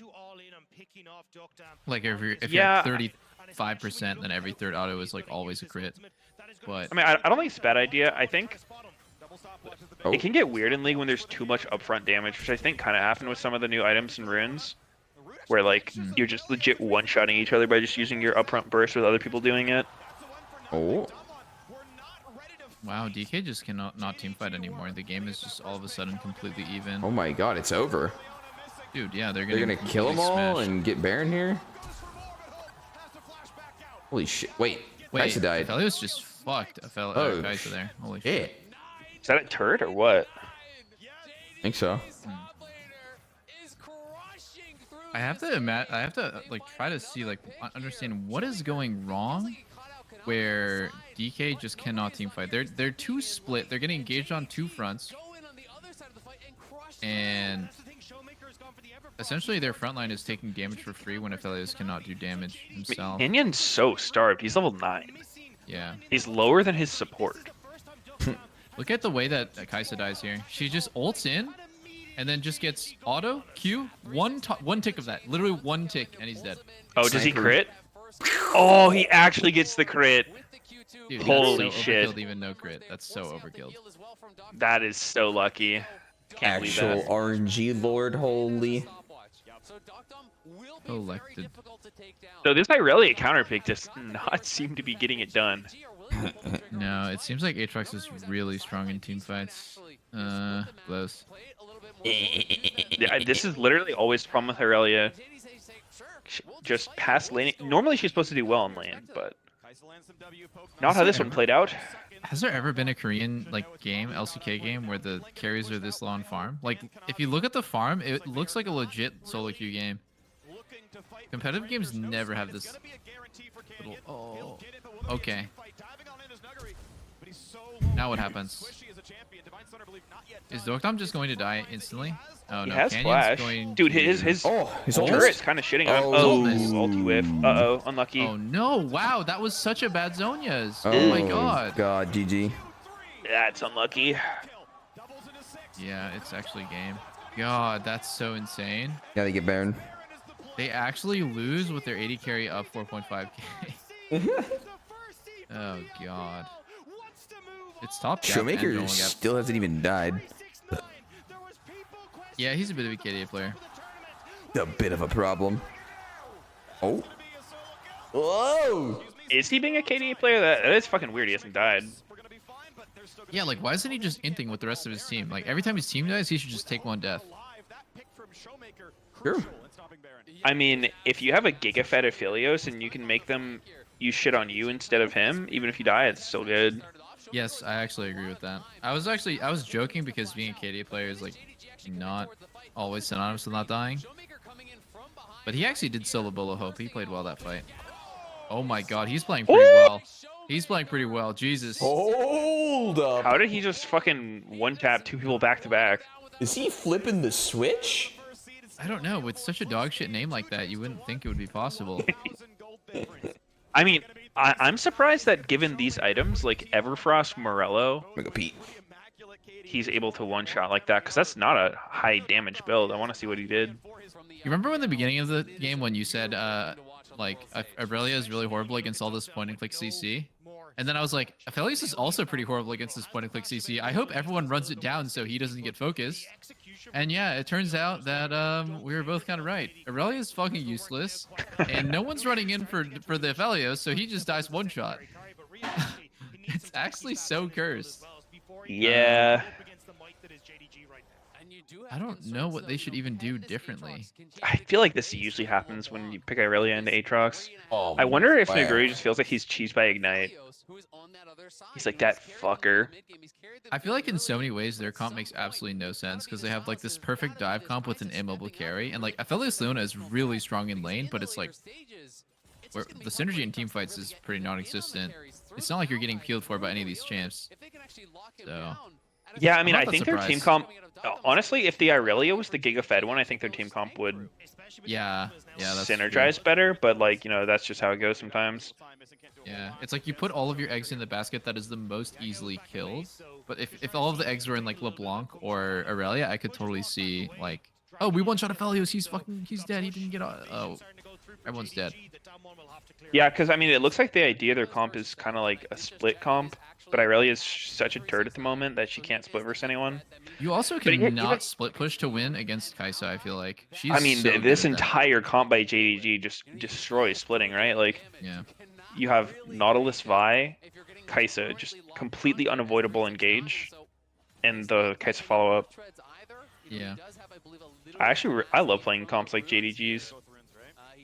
I was watching Core, and he actually said something that I thought was super interesting, which is that Nautilus, like when I was saying, he's like not very good at actually all-inning, but he's really good against champs like Lee Sin and LeBlanc, because if he does, he's really good at like just randomly choosing the fight, like forcing the fight. So against squishy champs, where just having like 2 seconds of CC is good enough, it's really strong. But he's really bad against tanks. Because you start the fight up against a tank, and then before you get to do anything, he just dies instantly. Like, Nautilus gets blown up. Yeah, I can see that. Yeah, I think this game is a pretty good example, because they have all these slippery champs, and the fight is just getting forced by Nautilus almost every time. Yeah. And I will say, you know, though Showmaker is having a great game, he Gold is still close. Kind of utility-focused type of build. You know, he's not. Yeah, but the game doesn't feel too close anymore. All they need to do is the same thing over and over and over again. Just keep killing Aphelios. Oh my god, dude. Oh, fuck. That was so close. If he Galed or ulted, I think that was kill. Instead of... Are they gonna start it? I don't know about starting it. This seems premature. A little premature ejaculation. I mean, I guess they think you just have to figure do like it. a fight with Nautilus at 1 AP is worth it. I think you have to do summon right here. Oh, Wait, Viant's down. Canyon, jungle gap. Oh! Can they get him? Oh! He's gone. Oh my god, but what's happening on the other side? Aatrox is just full healed, full HP. Wait, you go. He's trolling. Oh, wait, the chain missed. Oh my god, he doesn't die because of that. Wow. 80 gap. What could Just Aphelios better. do there? He actually just got gangbanged. Yeah, there's nothing you can do. I guess. Showmaker, no death still, huh? Wow. Huh. I wonder how, like, what is going on in Hope's mind mentally throughout the game. Like, he's so insanely behind. And then he's actually, in a lot of ways, more useful than Aphelios now. So crazy, man. I mean, I think ideally he just has good mental about it. He like Dude, Showmaker understands what their team has to do to win. Even if he's behind, it's fine. Showmaker is definitely playing for himself and not around his Aphelios in any way. He just showed up super late to the party and was watching Aphelios die, like not even close enough to trade kill him. I think if Showmaker was playing around Aphelios there, when Kai'Sa jumps over the wall to finish him off, he should just die immediately to LeBlanc. Yeah, I mean, he's got Everfrost, he's got double chains. It's not like, you know, Lulu levels of Peel, but he can at least help. Yeah, I mean, I'm not even saying Peel. I'm saying, like, if he dies, if Aphelios dies, he needs to be there to trade kill. But Yeah. he's just... Aphelios is just fending for himself. Like, he kills Vi on the way in, then gets flashed on by Silas, flashed on by Kai'Sa. Like, where's the trade? Yeah, I mean, they absolutely need to be playing to keep Aphelios alive, like, with everything they can. Because if he dies, like, you're not killing shit. He's your whole team. Aatrox is legit healing off you guys. Oh, this is actually kind of a curse. For damn one. A tier 2 here in mid lane, and it is Bloodthirster plus now the Hex Drinker for Doctom. So harder. I actually think you just need Showmaker to put like a lot of pressure on him. I don't know if he really can anymore, but just get him to use something on him, like start the fight, bait shit with Zonia. Yeah, That's what everyone on exactly. Damn One should be trying to do. Yeah, I agree. Even if you get caught out and killed, if they use shit on you, it's still probably worth it. It's still to the point where if Aphelios is free hitting, they automatically win the fight. Oh, I mean, He so killed Vi unbelievably so fed. fast last fight that she died while channeling ult, like at half health. Still way behind. He has the IE now, right? You know, that is going to change things tremendously. If you Damn, bro. with this type of a build, you can put the herd After on this, if any of these Dokdom loses, carries. he should just type 80 gap in all chat. Gonna be putting out more DPS and PG. free firing, but it's not really been the case because it's Yagao and Kanavi pressuring him, and Hope just needs to bring the burst to actually knock down that kill. Maokai's still at one item. He's so poor, dude. He's poorer than the support, I feel like. Yeah. Oh my god, that looked like a good angle. If Leona was around to follow up, I think they'd kill Hope there. Aphelios Maw of Malmortius.